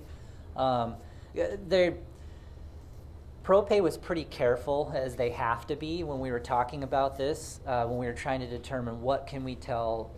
I was basically asking them, what can I tell the customers about PCI compliance? And their directors always, their compliance director just said, the big caveat has to be that we'll say you can just do SAQA if, this is the solution, right? If you're just using this ProPay solution, but they can't vouch for anything else, because I know that in a lot of cases libraries are using other things. So now, if those other solutions that you might be using, you're taking the necessary steps, then that's fine. But ProPay can't vouch for other things that are happening related to credit cards in your library. So, yeah. We currently take credit cards at our desk. We have ePay for the line that we use. So we would get rid of that, and then we would use ProPay instead of that, is what you're saying? That would be my suggestion. But yes, I mean, I think the idea is this is the replacement for that. This is what's built into our system for, I'm sure there's other third parties that you could try to find and they can do their own integration, but this is what we have that's built in, that's smooth, secure, and again, so this is for accepting payments at the circulation desk, and this is, Symphony has a whole cash management piece built into it too that I'm not the expert on that, so I'm not really going to get into it, but it gives you the ability for other things, that aren't necessarily, if you're renting a room to a business or something, that this can be used for that through workflow. So, and ProPay also, there was a question earlier about, I think that you asked about donations or things like that. We don't have anything built in as far as being able to have someone donate online or on the SirsiDynix end, but know that ProPay is a merchant account provider outside of us. They've been around for years. They're the preferred merchant account provider to Mary Kay, which is a big deal when you talk about security. Like Mary Kay wouldn't put their stamp of approval with how many independent sales consultants they have, unless they knew that it was secure. But they're similar, like I say, in some ways to PayPal, in that you don't have to use them through our system. They can work with you on a donate button that you can plop onto your web page, and click on it and someone can donate money and it goes to your ProPay account. So you know, in that respect, you know, there's options as far as that goes. Lots of hands. We'll go front to back. So to access the money in our accounts, is it like PayPal where after the funds have been on deposit for whatever X number of days, then we can transfer it into a bank account, or how does that work? It's similar that way to PayPal. So what happens is, as funds are processed, they go into your ProPay account. It's basically like a virtual savings account, I guess. I mean, that's where they go. From there, there's a number of different options. You can attach a bank account to it, whatever checking or savings account you already use, and then you can either do it manually, or you can work with ProPay to set it up to transfer as frequent as daily if you want. Funds from the ProPay account into your checking account. But it can be any bank. You have complete control over that. So, yeah. So when we started this, I thought this was just for going through Symphony for fines and fees. What you're saying is you can set up a cash management page for your fax fees, for your room fees, for anything else that people are paying for other than their fines. See, I thought this was just going to be for through Symphony for your fines and your books that you're paying for that you lost. So I here. don't have to keep my e-pay. So here's how that works. Hopefully I'm not getting too far into what you want, Aaron, but Well, let's find out what the options are. Yeah. We can find out if they're. Symphony, with Service Pack 4 for Symphony, which was a couple service packs ago, so you guys will be on 3.5, you'll obviously have it. There was a piece that was built in that actually it works with Blue Cloud Commerce, but it doesn't necessarily, it's not a part of it per se. It was a separate edition, and it's called Cash Management. And what that does is give you the ability to do sale items and ad hoc sales and run a cash drawer right out of Symphony. And so that's what I was referring to. So as far as like print management or things like that are something kind of separate that integrates, no. And to speak to that too, because I know that self-check machines are always a big question. The downside to this is that they don't integrate. This security model is why.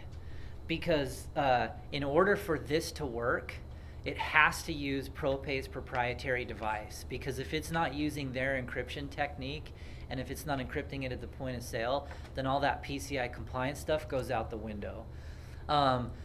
The good news is that we're just starting to get some interest from some of these self-check providers, and as we continue to gain steam with Blue Cloud Commerce and get more and more customers using it, I think that down the road we'll be able to have like 3M and Biblioteca start talking to us about integrating with ProPay's devices.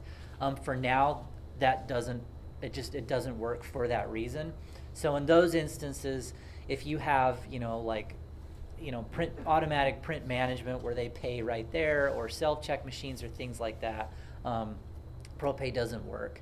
As far as through Symphony, if you rent a room or you sell tickets to a festival or tote bags or something like that, yes, if you enter those with that cash management piece, if you put those in as sale items, then you can use this to pay for those because it's through Symphony. So does that make sense? Yes. Okay. And there was somebody back here and then another one over there. This is getting a little granular, but say someone did want to donate $10,000 to the library, and they wanted to do it on their credit card. So they would go through this. How much, the fees that we had to pay on accepting that would have to be deducted from the amount that they got credit for, which is a little complicated for us, and it gives them less credit. Is that true, or is there any kind of not-for-profit, no fees attached?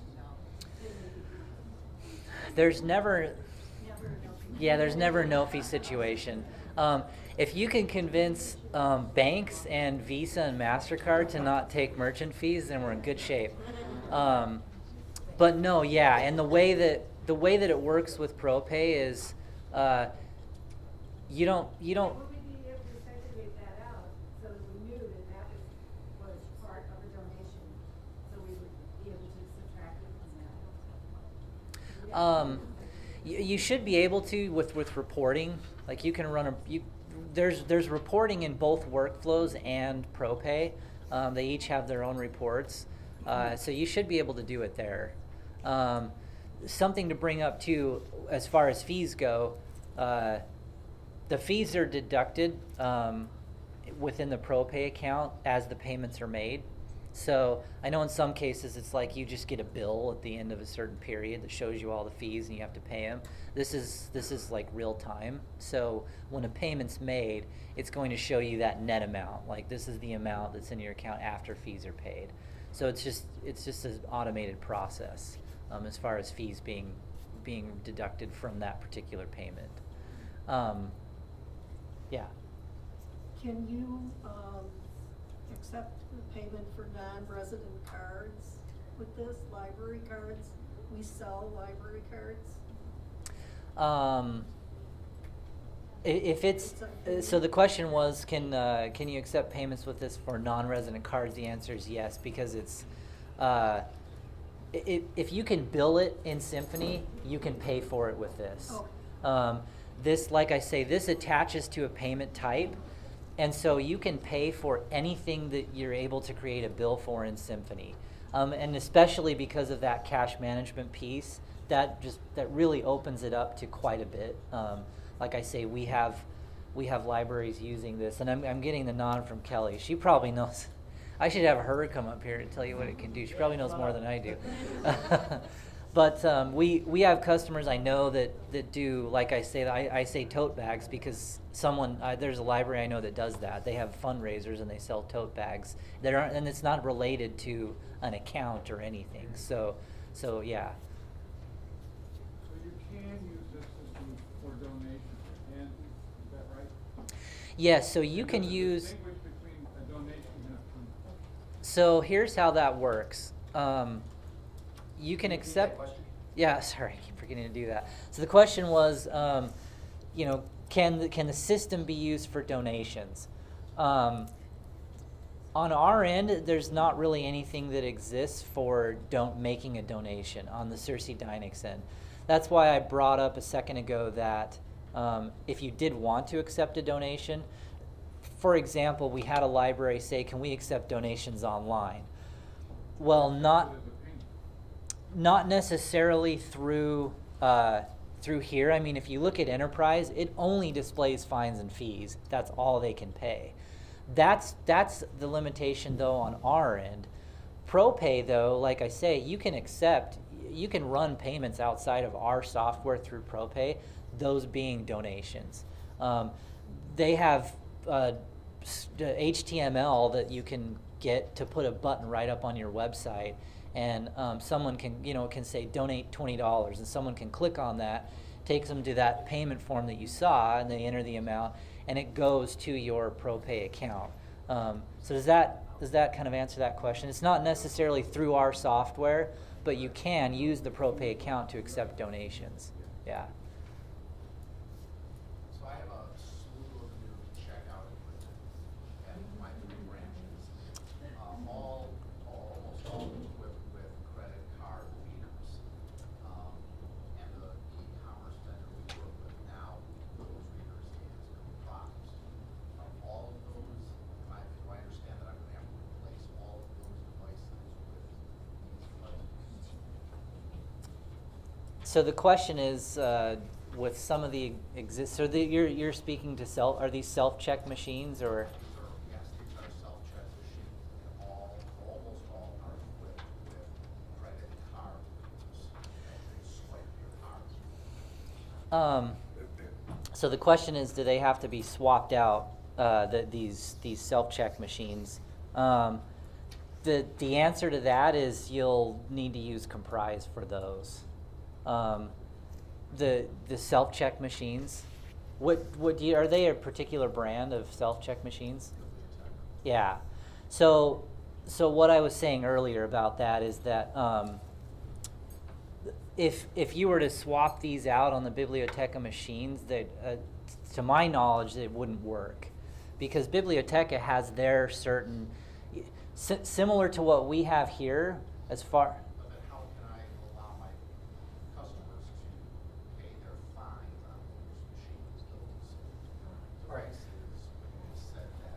I'll jump in here, because what Oak Park is doing is you've got self-checks, Biblioteca with the swipe, so that the patron at the self-check mode does their payment through that system. So all that hardware combination software has to remain in place. However, you have also the option where your staff will toggle to the ILS system and do work in the ILS, is my understanding of what you won't have if they're toggle into workflows and they want to use Blue Cloud Commerce with the Biblioteca swipes, it won't work. You would need to have it, use the swipe, they would need to swipe on the ProPay swipe. So it'd be 2 swipes, one for staff, then in self-check mode, patrons would have to. So I'm still not clear. What I'm asking is, all of those devices, after we go with this company and the SirsiDynix solution, they will not be able to pay their fine. No, that will all work. It will, you'll still have to have a comprise account separate from ProPay. Your self-checks are gonna be a separate merchant account. So, but you on- keep your comprise account, it'll still work. What Jeannie's saying, the ProPay for the online payment, you'll need that account. For your comprise self-checks, you'll need whatever payment system that remain in place. There's not an opportunity to consolidate them. All right. Except that comprise is the only vendor that I've talked to so far that says we can work with any merchant account. So ProPay's part of TSYS, is that correct? And comprise, in fact, specifically recommended to me for my self-checks TSYS. So if you talk to comprise, you might be able to switch All over right. to TSYS, which might work with ProPay, but I don't know the answer. Jeannie Dilder's been doing lots of research, There's 2 weeks. in case you haven't noticed. So there may be some work that can be done with the Biblioteca vendor as far as the tie-in with ProPay, but I think this is an example where you may still need to retain a certain merchant service that you have, such as like with Woodridge, with your Biblioteca. But if you want the online payment, we're going to have your ProPay account tie-in, so you'll have 2. What Justin is saying, though, is that there is opportunity beyond the go live for Biblioteca, I would say, is 1 and 3M because they partner closely, correct? Yeah, we've at Biblioteca, the last time they came to our offices, actually started asking about it. So yeah, I know it's like, it took me a long time to wrap my head around it too, but yeah, with the self-check machines, you'll just continue to use the comprise because that's what the Biblioteca self-check machines integrate with. As far as like this, and if I'm at a workstation behind the circ desk and I want to take a payment through Symphony, I'm using this swipe reader device with ProPay. So you'll have just 2, they're separate merchantability through each, the self-check and staff payments at the circulation desk. And again, the reason being is this, because right now the way that this works, it's different than most out there in a good way because of the way the point of sale is so critical. A lot of times, in a lot of cases, merchants can say, oh, you have a point of sale and you have a gateway, really, and that's basically what comprise is. And then comprise is saying from this gateway point, we can integrate with any merchant account provider. And most merchant account providers say, give us your gateway API information and we'll integrate with your gateway. ProPay can't do that based on their security model because the point of sale has to be in their control because of the way it encrypts the data and passes it. So anyway, but we're working on it. Hopefully we get there soon. Your hand's been up a couple times. I just want to confirm, this is what I believe I'm hearing, then if we are going with the SirsiDynix self-check and we buy this swipe, we're good. So we don't have self-check, first off. No. What's the group purchase that we're... Sorry, I didn't catch that. Oh, the group purchase that we're doing with the self-check. The group purchase that we're doing for the self-check is for the EnvisionWare one-stop software, so that'll be completely separate from any of this. So Separate not merchant doing... account for that. Okay. Right. Yeah. So are we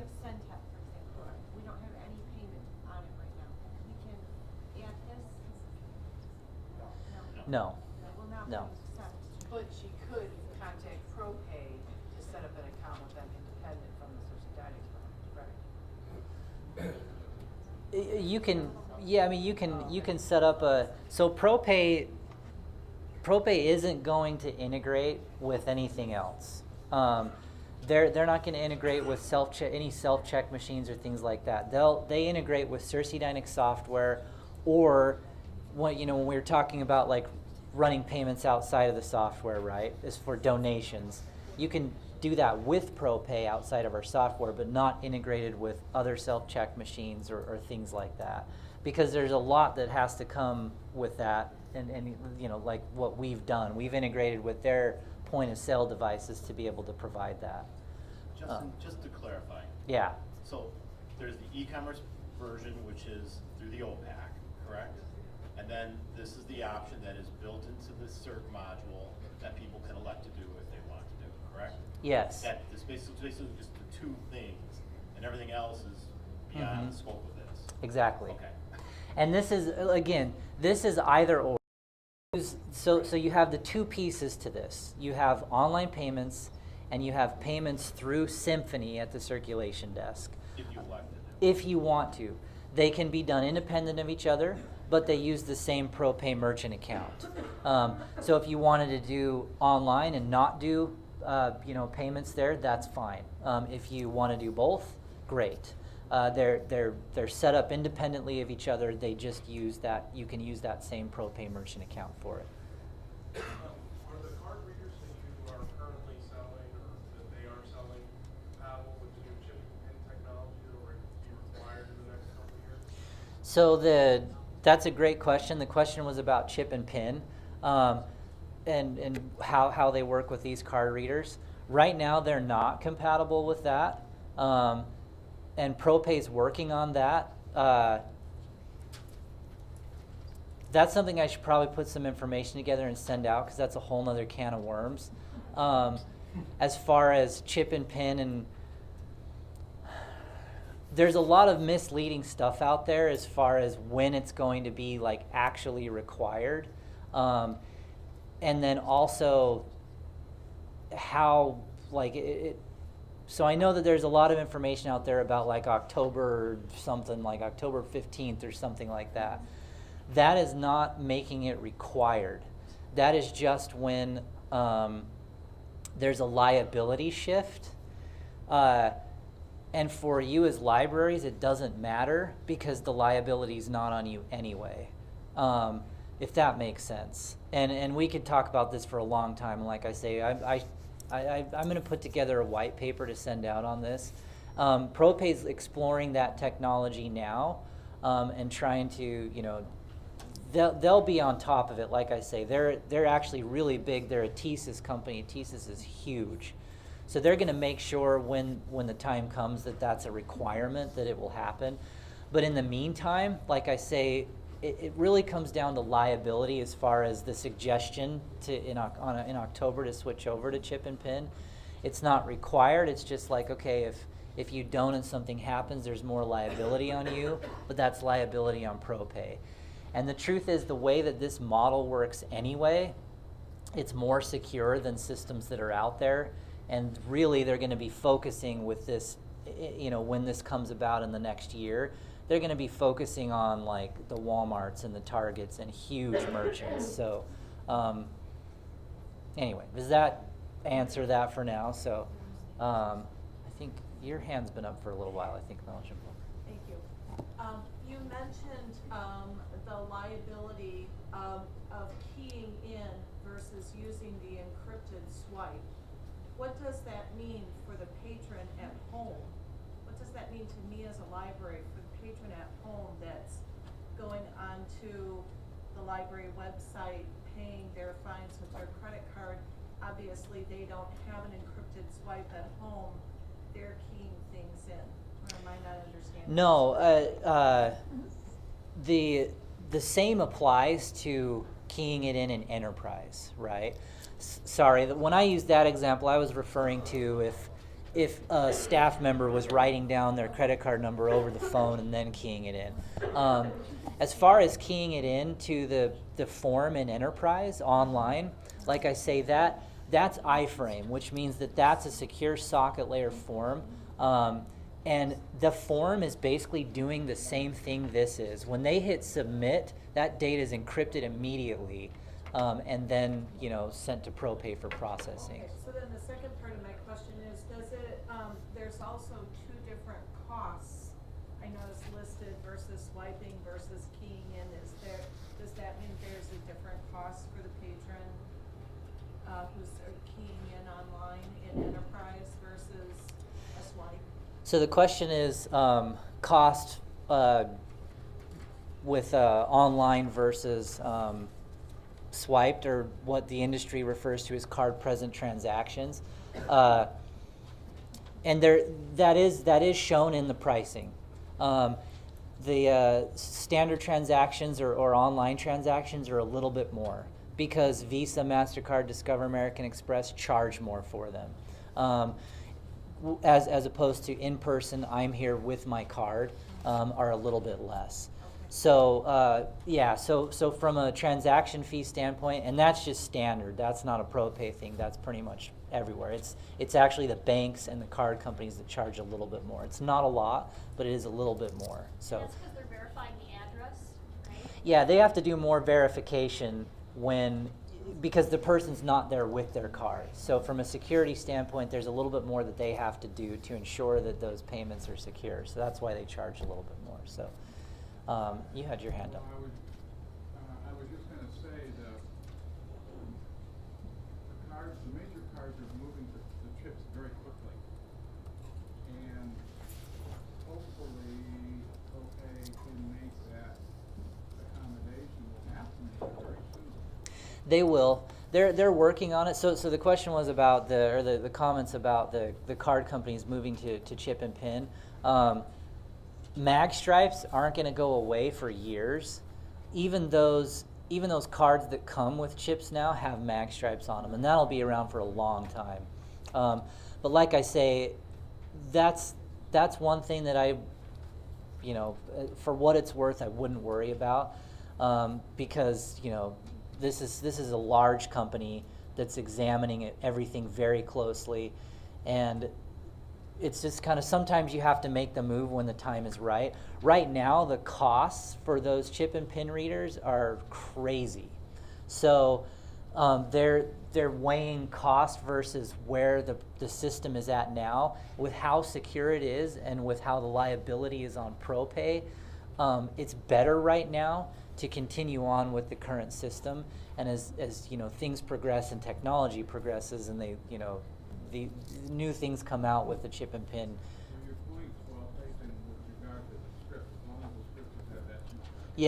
Yeah, exactly. Yeah, it won't be a problem. The cards are going to have mag stripe readers for a long time still to come. So, okay. While there's no hands, I'm going to jump over to. Let's see here.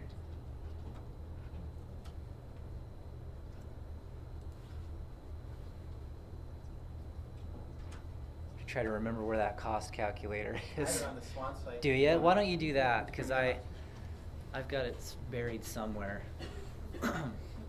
What browser should I use? I usually use Chrome. It's kind of hidden over here. Where'd you hide it? There we go. All right, so it's already up.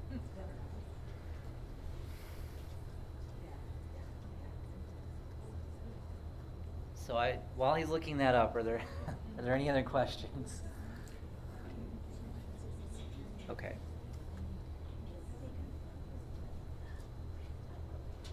hope it wants me to log in.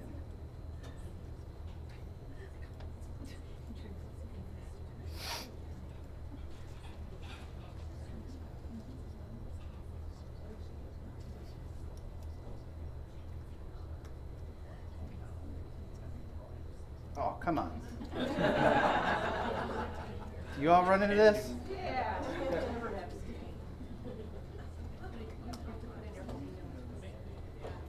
You have to put the whole email address in. No, for me, All it's staff different. employees use network username.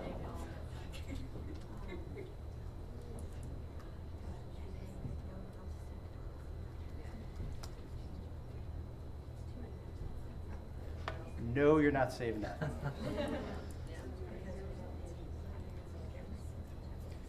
All right. Where's your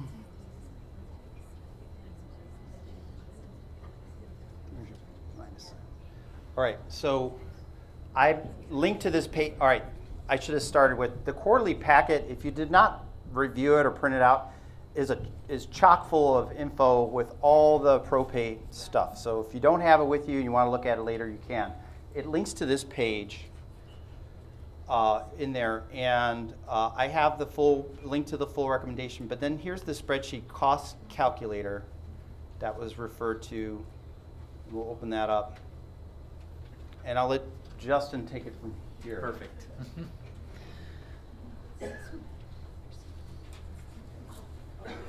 Okay.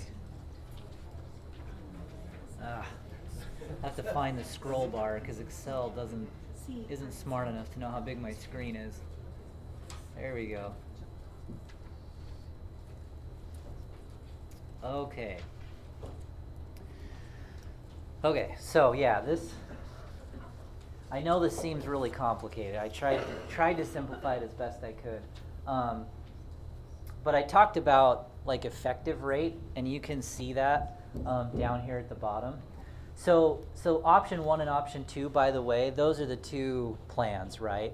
Option 1 is if you're doing a convenience fee for online payments, so instead of you paying the fixed amount, the patron is basically. And option 2 is just more standard. And again, you can pick whichever one you want.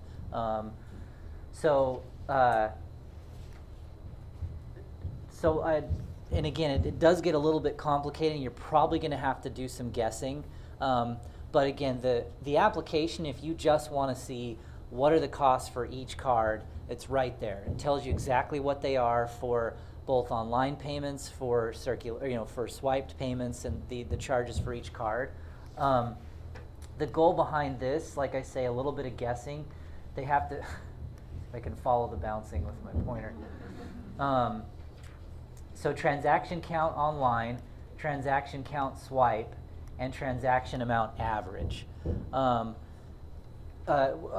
When we were comparing pricing before, we were getting a lot of averages. Oh, this is our average transaction amount. So I thought that would be easiest to put in here. If you have your transaction count and your total amount processed, obviously just do a little division and you can get this number. And Justin, to clarify, just to make it simple, when you're saying online, it's through the OPAC, correct? Yes. The transaction swipe is somebody actually, you have both systems running, they're coming to the desk, and you're actually swiping the card. Yep, exactly. So, and they obviously, because the cost is different for each, that's why they had to be separated. Yeah. I don't envy them in the cold working on the roof, so I'm not going to get too upset. But so really, what I try to do is highlight the yellow. Yellow is where you plug numbers in. Everywhere else, don't mess with it because I don't know what would happen. But yeah, if you have those numbers, great.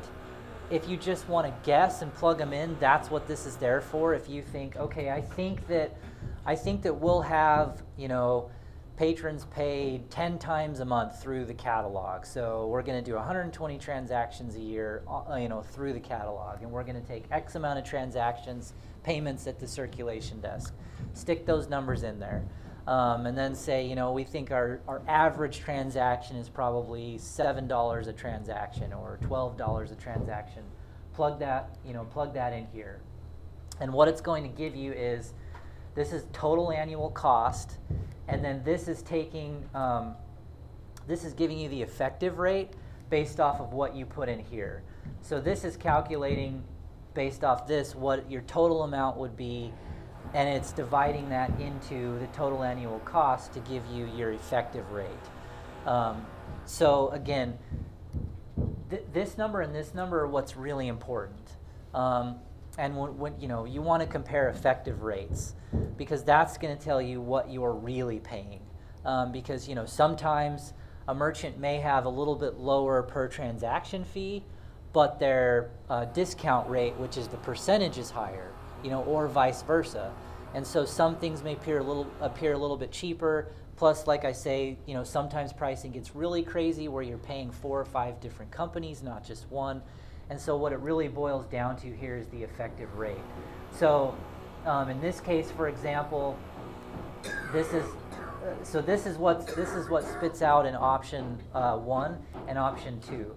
And truthfully, I should have left these, not colored those in yellow, because over here is just pulling from what's here. So if you just enter it here, it's going to give you both.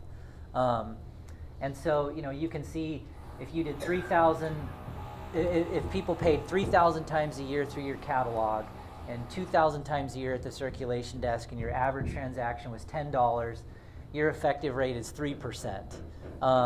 If you opt for the other option, which is you pay everything, no convenience fee, it's 5%. So does that clear that calculator up a little bit?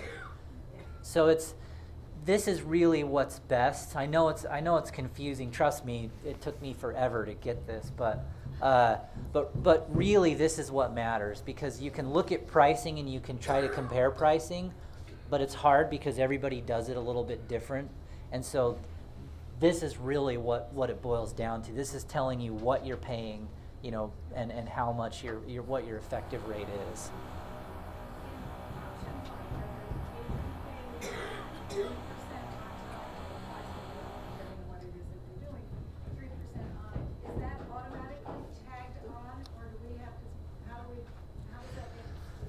So let me clarify. I think we're getting a couple things mixed up, and I get it because it's totally confusing. But so 3%. What if?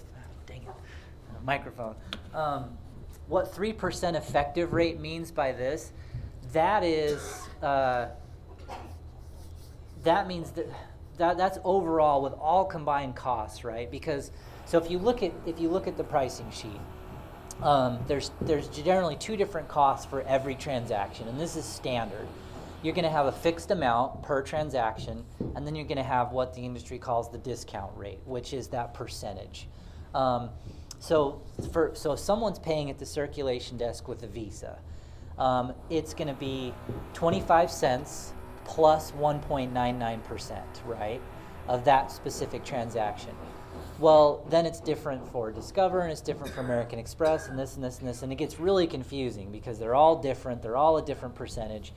So what the attempt to do here is to say, let's calculate, using all these crazy fees. Let's try to simplify it and calculate just one number that says if you were doing this many transactions and this was the average, this is how much you would pay.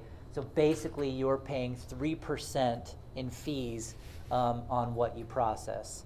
So as far as how that relates to option 1, if you did an online convenience fee, the stipulation for doing an online convenience fee is that it has to be fixed, right?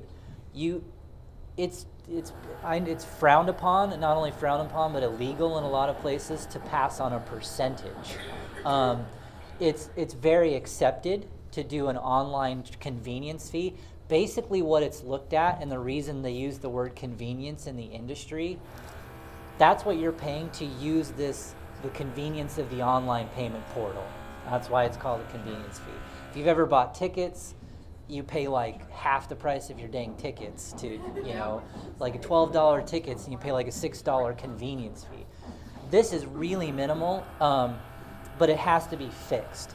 So the floor that ProPay sets it at is 50 cents, and we actually have customers that up that, and they just keep the difference. But that has to be fixed, if that makes sense. So when the system is configured, and that's a whole nother topic, we're not going to get into configuration, but you put in, this is what we want the convenience fee to be, right? And then when the patron checks out, it puts that onto their total and tells them that it's a convenience fee. You say 50 cents is the minimum? Yeah. Yeah, so you know, most customers that opt into this plan, and like I say, there's two options because for that reason, you know, a lot of customers that we have say, well, we have a hard time getting people to pay fines anyway. We don't want to add on 50 cents, but we have plenty that say this is too much for us to accept credit cards and we have to do this. So that's fine, and we've heard, you know, nothing but positives about that. But yeah, the floor is 50 cents, and that's what most customers will do is just set it at 50 cents. But I mean, you can see it helps. You know, you go from 5% to 3%. But both of these numbers are pretty low when compared to a lot of other solutions out there, to be totally honest. So any other questions about this? Does this make sense as far as, again, you know, it was brought up, well, what if we haven't taken transactions at the circulation desk before? You're going to have to do a little bit of a guessing game for that. You know, you might have to say, well, we think we might take this many. But really, that's probably the best way to do it to kind of gauge how much you might be paying. But to kind of go back to just, you know, sum things up with Blue Cloud Commerce and the ProPay integration, obviously, you know, self-check machines is a bit of a sticking point. We would love to be able to have them integrate right now, but we really think that's going to be something that's going to happen in the future. But in the meantime, you will just retain whatever merchant account you're using for your self-checks, and then use ProPay for, you know, Symphony payments and enterprise payments, OPAC payments. But to go back to the benefits there, this is built in, so workflows reports, you can report on this. And the Blue Cloud Commerce report that's a part of 3.5 is fantastic. It's going to pull in net amount, it's going to pull in ProPay transaction ID, and you'll be able to get really granular with, you know, and so you can run those reports anytime you want, and that's because it's built in. You know, this is attaching to a payment type. So as you get familiar with workflows reporting, you'll be able to see how you can, you know, use this, and it'll make it really easy to reconcile between the two different, you know, ProPay reports and workflows. Familiarity for staff as they learn how to use Symphony and how to make payments. They don't really have to learn anything new because of, you know, what you saw there. The only difference is it's going to pop up a window that prompts them to swipe the card. So, you know, this is a really great product as far as that goes. How easy it is to configure. Security. If you ever find a library that has to do like this end of PCI compliance, I'm telling you, they will say if you can do just SAQA with this solution, do it. Because, and it usually costs quite a bit actually. This end of PCI compliance isn't free. There's quite a bit of cost involved. So from a convenience standpoint, from a cost standpoint, and from a security standpoint, this is a really great solution. And we really think that we've got something here with this. So anyway, yeah, I know, and I appreciate the questions, and I'm glad to be here because I know that this is this is a really big thing. You know, we're talking credit cards and we're talking, you know, patrons' money and, you know, their information, and that's again why a lot of the reasons why we went this route is because we knew that, you know, we needed to have something secure. And any other questions right now? You probably have more questions for me. Okay. I'll perfect. Jump in if we can. Yeah, no, Aaron, please. just Yeah. if you can just summarize it Yeah. so we can move on. So basically the recommendation that's going to come before the board is, and help me out here, Sure. is that we're moving away, the SWAN is moving away from this current model we have of how online through the OPAC payments come to the libraries, which would require a merchant account for the libraries. Everything else for the swipe cards that you're recommending that we purchase is optional. That'll be optional. We're not targeting necessarily to having swipes at your desk at go live. This is to put pieces in place. I think you're all seeing that for the future, that you'll be able to do a lot of payments integrated into your new ILS at the circulation desk using the payment system that is just native within it for cash payment, and also you'll be able to do credit card payment. But if you're currently using something and you want to stick with If it, you've got third-party services right now with your self-check, you'll probably need to retain those going forward. Integrating them all and collapsing them all into one merchant account is, I would say, would be the holy grail. I don't know how possible that will be, but I would say it's definitely worth talking to vendors. So for example, there was a question about SendTech. So if you're not doing payments at your SendTech self-check, you can talk to SendTech and ask them, do you have those options? And you may find out, oh, there's a vendor that we only work with. And so then you're going down the road of, you need the ProPay and another vendor, and then you're having to figure out how it's going to hit your budget. What I took away from this presentation, I learned a lot. I will go back and try to see what more information I can provide you as far as this. There's a couple CIRC managers here in the room. Does the fines payment report also give you some of this data? Would you be able to see in a month perhaps what you're taking in Millennium? No? Renee, help me. For e-commerce, it can. It can show you what payments have come in for a patron. E-commerce is not at the desk. What's that? E-commerce is not what we do at the desk. It's a different. Right. So right now, I believe libraries should be able to, if we wanted to, you could take a look to see what you took in maybe the last month. Just as a quick way to do it. Rick? What's the time frame for setting up these new accounts? I don't have that yet, but the idea is that if we're going to be moving towards this for go live, I'm going to have to set a date when all the ProPay applications are going to be due, obviously, and you're going to need to have the information to know how it's going to touch your budget. It will be very helpful if SWAN can coordinate the setting up of those accounts. Setting up a merchant account is an extremely painful process. So if you can manage that for all of us. I will manage that for all of you from the standpoint of dealing with all the paperwork, working with Justin to make sure we get everything lined up. Can you help me here? Yeah, no, so I was just going to say, generally it is, and this one is really not bad at all. It's like a 13-page application. It's 2 pages of fillable info. And, obviously the one piece that's the unknown variable is the cities and counties and, how that all works. But if you look at it, it's pretty simple information. It'll ask for, bank account info.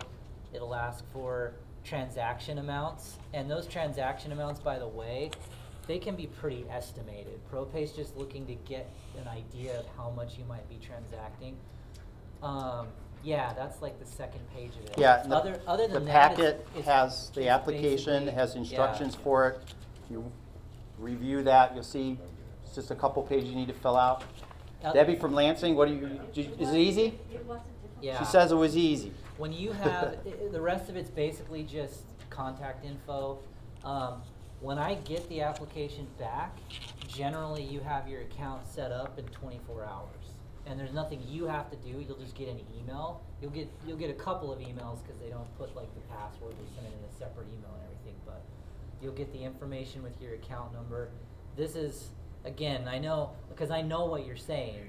I've looked at setting up other merchant accounts and it's terrible. It's like the dentist. But this is really simple. I know that setting up a merchant account with ProPay and maintaining that merchant account is much easier.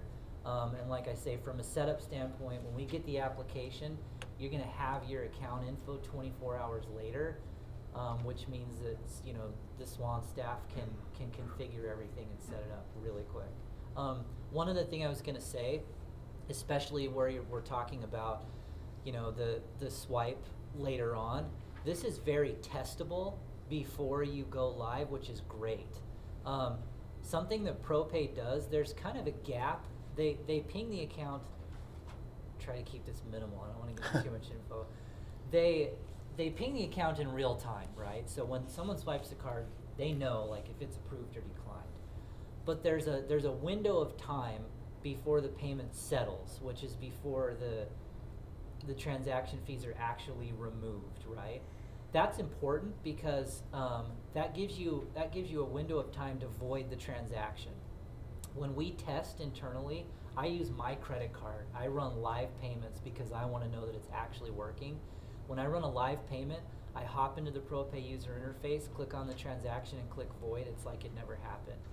That's key because you can test till you are absolutely satisfied. I mean, you can run as many payments as you want if you jump in and void. So it's nice. I just thought that was important because as you move forward, even when everything is already live, you can still test without, you know, this being patron facing, and you can test with real cards so that you feel comfortable that everything's working properly. So. Okay. All right, we threw a lot of info at you, but to recap, I think you all understand how we're doing it now, the direction we want to go in, what you're going to get down the road. So the board's going to discuss this. Feel free to come up and ask questions to Justin and I after this meeting. I'll have more instructions coming out later to answer your question, Rick, as far as how we're going to coordinate all the applications, everything involved, so that we can do it all so you're not having to submit everything to SirsiDynix. We'll handle all the paperwork, but there will be things that you're going to need to fill out. We've got 15 more minutes to race through the rest of the agenda. Some good stuff here. I'm going to turn off the screen because I don't think we need it anymore at this point.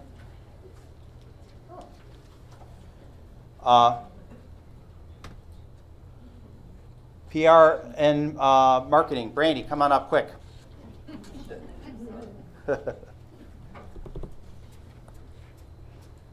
You all haven't met Brandy. Here she is. Is this the microphone? It just, just talk. Okay. All right. So if you were at Committee of the Whole already, this is just kind of a recap. If you aren't already signed up to SwanCom, be sure to sign up. I do send information through there. If you need to reach me about any PR or marketing, we do have an email set up. It's prteam@swanlibraries.net, or you can just email me directly. So we do have a PR and marketing team going. It's made up of volunteers from member libraries and some SWAN staff. And we'll be meeting again Tuesday, December 16th.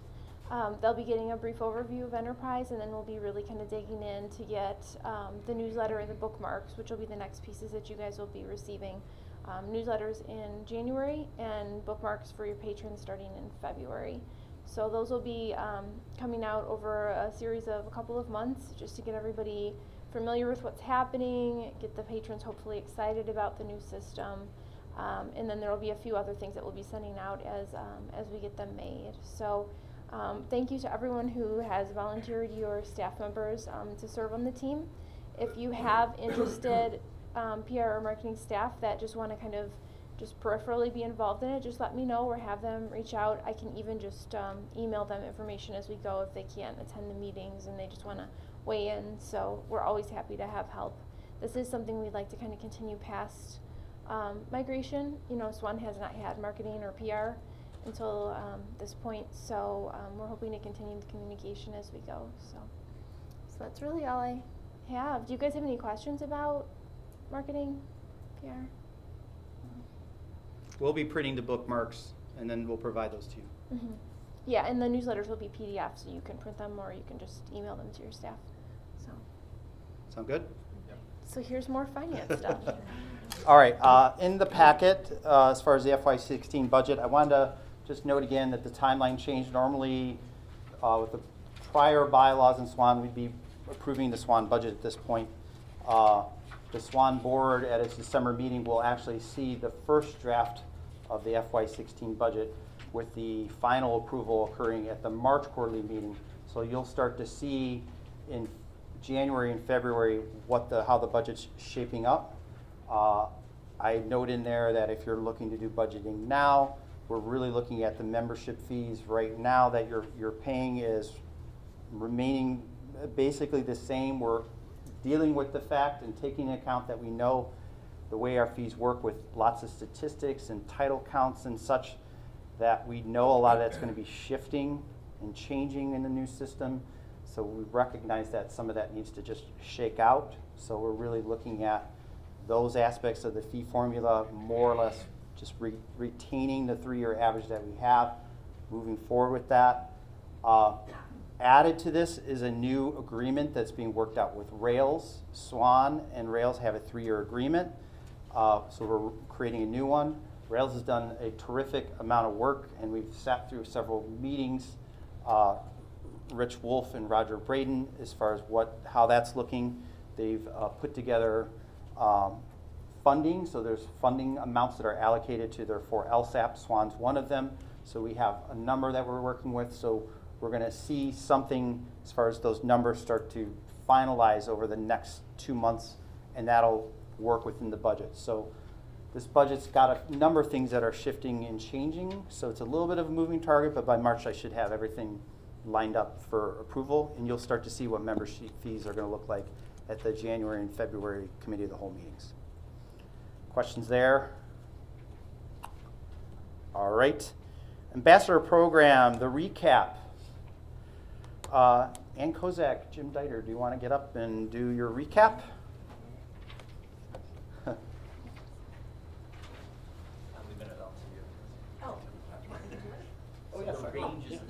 Okay. Oh yeah, we gotta stay here. We have just completed the second round of ambassador visits, and we thank you all for welcoming us to your libraries and letting us see the inner workings of what you do. We really got a lot out of it. And I think we need to emphasize that this is the beginning of a conversation with our ambassadorees. That anytime you have a question, you should feel free to contact us or a SWAN staff person, because we really do want to get your input and glean information so that we can use it for planning purposes. To quickly recap, I think the issues that were identified were most library directors were totally mystified by how fees are calculated. Lots of confusion and the fee structure in general, and that's one of the issues that we're going to be looking at. Ebook counts, the fee structure for that across the board, everyone felt that was skewed high, and that's another issue that we need to look at. We got a lot of compliments on SWAN staff and good suggestions for going forward. We're going to be starting our strategic planning and a lot about orienting directors, making sure that we follow up with new people, reorienting existing directors. So it was a very valuable exercise for us, and I hope it was for you, because we've got a lot of good data to work with. Yeah, and the biggest thing that I took away from it was the engagement, of all of our participants, all of our SWAN libraries, and the one-on-one relationships, that we're hoping to grow. We come out, eat with you one-on-one, have discussions, and most of the time, it seems like the conversations weren't about SWAN, but all the good things going on in your library and what's going on in our library and the back and forth there, so that you guys feel comfortable, that we feel comfortable. If you ever want to reach out to one of us, please, do that. And that's what I think I'm trying to get out of this. Mm-hmm. So yeah, it was a little bit less this year than the year before, but I still think it was pretty good numbers, and it's going to be pretty quiet for a while because we've got all this work to do right now, but maybe again next fall we'll try again. But thank you all, yeah. And especially, thank you actually, Susan, Doug, Nikki, Lisa, and Jamie for all joining in with the board members to be ambassadors. I appreciate it very much. So, and now we got the thing you've all been waiting for, the big raffle. So if you didn't, since it's almost Christmas, right, and we're in that season, if you didn't get a little raffle ticket, I didn't get one. raise your hand. Yeah. You already have 3, like some people. And you want to run these, like if anyone didn't get one? Raise your hand if you didn't get one. And we got these major awards. Who's my major award? Major award. So if you have your raffle ticket, I'll come around with my stocking and you can drop it in. Can you put your name on it? Put your name on it, yes, please. Put my name on it. Or you can put somebody else's name. You want to fold it? I don't care. Hey, whatever you think's going to be the winner, you can fold it. Blow on it or something.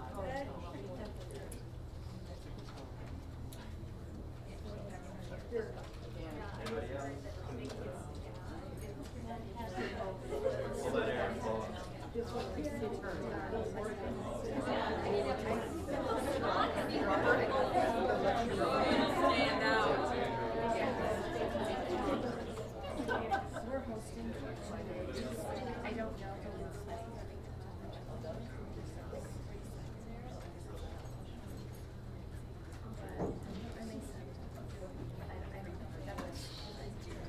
missing anybody?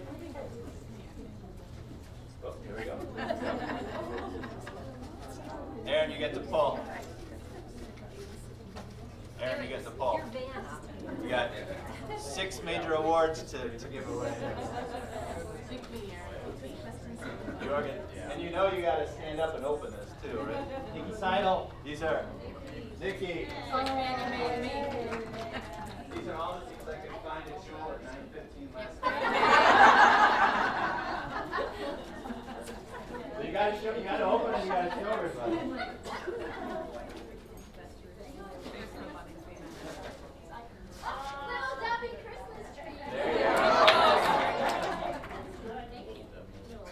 Carol Hall? Carol Hall.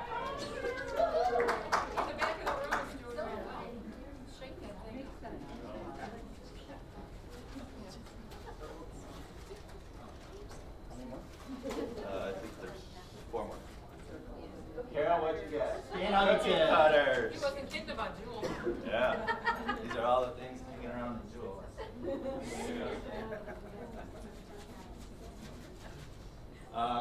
Carol, we expect cookies at the next meeting now.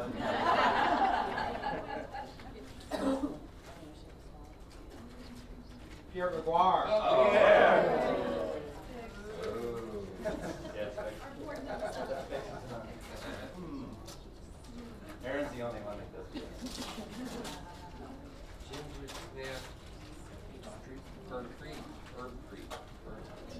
Herbal tea. Dan, what'd you get? Winter Oreo. With the red interior. Reese Alley. Franklin Park Public Library. All right. Welcome to SWAN. And last one, here it is. David Sullivan. David Sullivan. This is a nice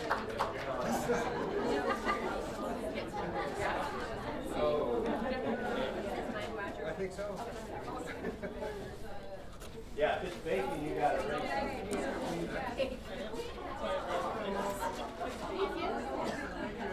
Tissue. Holiday tissue. All right, thank you all. Thank you, Jim. Thanks, Jim. All right. The next item on the agenda is new Libraries for SWAN membership. This is terrific news. This is news that I have shared over a couple meetings. The libraries represented here today approached me, approached SWAN about membership. Some of this is also tied to the Rails LSAP grant that is going on. I would say that was a significant help for Lansing, for Debbie Albrecht at Lansing. So let me just say, in the packet, I have information on these 2 libraries that are looking to join SWAN. We're looking to do this in 2016.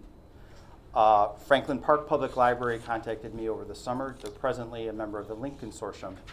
But they border on a number of SWAN libraries. So I think what we're seeing here is, within this realignment, is what we're seeing, if I may say, is that the reciprocal borrowing aspect within a consortia is also a major component. I think we look at the sharing and the stuff that patrons get, which is fantastic, but then there's that whole convenience of being able to visit other libraries, and I think that was part of the conversations that we were having when we sat down over the summer about this. So Franklin Park is also going to apply for the grant. Lansing was awarded the grant. Congratulations.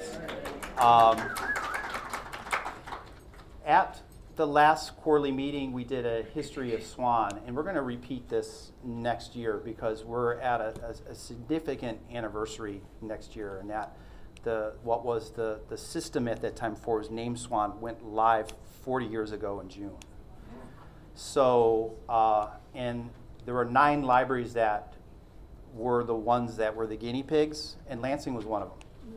So at some point or other, Lansing left, and now they're coming back. I've said this when I've been contacted by reporters when Elmhurst left. I said, well, that's okay, but they'll be back.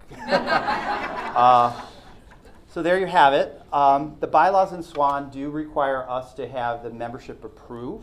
So this will be done electronically because it requires a threshold of the total member library in SWAN. I'd do a roll call here today if we could get it done, but I'll be sending out that electronically. But I wanted to thank the 2 library directors that are here for approaching me about this. I know for you all to be here and hear about all the migration is a lot to hear about, but I think you get a flavor of what we're like and what's going on. They're both Symphony SirsiDynix customers, have had positive things to say about that, so it's good for you to hear that as well. And they've used some of the systems that you're going to be getting, and can reassure you. Both of you have been also visited by a lot of libraries in SWAN, right? So keep doing that. It helps your staff get a sense of what it is that's going on. So any questions from the room? Look for the ballot. Congratulations to both. I think that this is just part of the application process. And I'll keep everyone informed as far as how the grant progresses. Other libraries that seem interested. We've had a moratorium in place that's still in place, but it was more that we would take libraries that are interested in it, and when the time was right, we would bring them into the fold.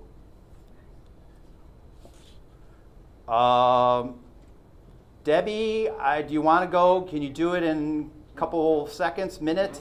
Yeah, I have. Come on up. So I'll just start coughing anyway. So. Every one of our meetings, I want to give Rails an opportunity to talk about a number of things. So at the Committee of the Whole, we had Mark Hatch from Delivery talk about counts. We have Debbie Baskey here today. Thank you. I realize I'm the only thing keeping you from leaving today, so sorry about that. I'll just take a minute or two. I know many of you, I'm the new Member Engagement Manager here at Rails, and I've been here 4 months today. Member engagement is a large part of our strategic plan as well as our plan of service, which means just getting out and about to our libraries around the entire Rails region, working with networking groups. That's a big deal. A lot of networking groups, when the system sort of imploded, kept meeting, so we're aware of some of them, not others. So getting a real sense of all the groups that are out there. The people that already participate in them obviously know about them, but there's people contacting us all the time like, I don't know how to network, I don't know where to meet people. So updating the directory that we have on our website so people know where to go when they're looking for somebody to network with. Because as you know, that's really important. You guys have a built-in network right here. Also, ways to support different groups. One of the things we do, other than the LSAP grants, were CE grants. So for networking groups that are meeting that want to bring in a speaker or presenter, we're offering grants for that now as well. And we've already had a few groups take advantage of that. Also, the networking events that we plan. We've had a bunch in the past year. I will be planning at least one a month, probably more. So if you see those on the calendar, they're a good opportunity. Usually there's just informal networking. There's some food, some refreshments. We are going to add a short CE element to many of these. So it's just a way, again, to meet people in the area. If you want to host one at your library, let me know. I'm guessing you might want to wait until after April. That's fine too. No rush for that. I also wanted to mention that one of our goals is to visit 20% of our members this year. I'll look at that in January and see where we are, but I do a lot of the visits as well as a bunch of my colleagues. So it's really good to get out there, and it really informs our future services here at Rails, finding out what it is you're doing, what you need. So again, if you want somebody to come out and visit you, let me know that as well. I do want to mention the member updates that we have. There's one next Thursday. I think there's about 75 people registered for that. Because you can do that at different sites as well as streaming, so you don't have to leave your computer. There are 3 big topics on the member update for next week. Delivery, multi-type networking and collaboration, which is the theme of next year's conference. ILA, IACRL, ISLAMA, and SLA are joining forces. And the other topic is Rail's plans for expanding our cooperative purchasing efforts. And that's it. That's all I wanted to say. And anybody have any questions? Well, thank you for letting me introduce myself. I know many of you, but it's good to see some new faces. So thank you. Rich, do you want to conclude the meeting? Anything you want to add? Nope, just a big thank you again to you and your staff, so. Jeannie, what's up? Announcements, questions. Announcements and questions, and I'm sorry, I know everybody wants to leave, but I promise this is really good news. Many of you know that ILA had introduced some legislation in the spring regarding FOIA that was overridden by the governor. We're in the middle of veto session. Today's the last day. I just found out that it has been overridden and passed. That means, and it's supposed to take effect, I believe, January 1st. That means that if you put information on your website, you do not have to answer FOIA requests. You can direct people to your website. So I encourage you to put lots of stuff on your website. I also would not be doing my job as ILA president if I did not mention that it is your ILA dues that help pay for such advocacy. In particular, your institutional memberships go directly to paying Kip Kolkmeyer to advocate for this legislation in Springfield. So please don't forget to pay your institutional membership this year.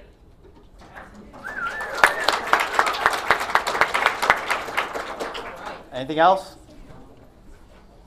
All right, seems like you're ready to go. Bye. Happy New Year.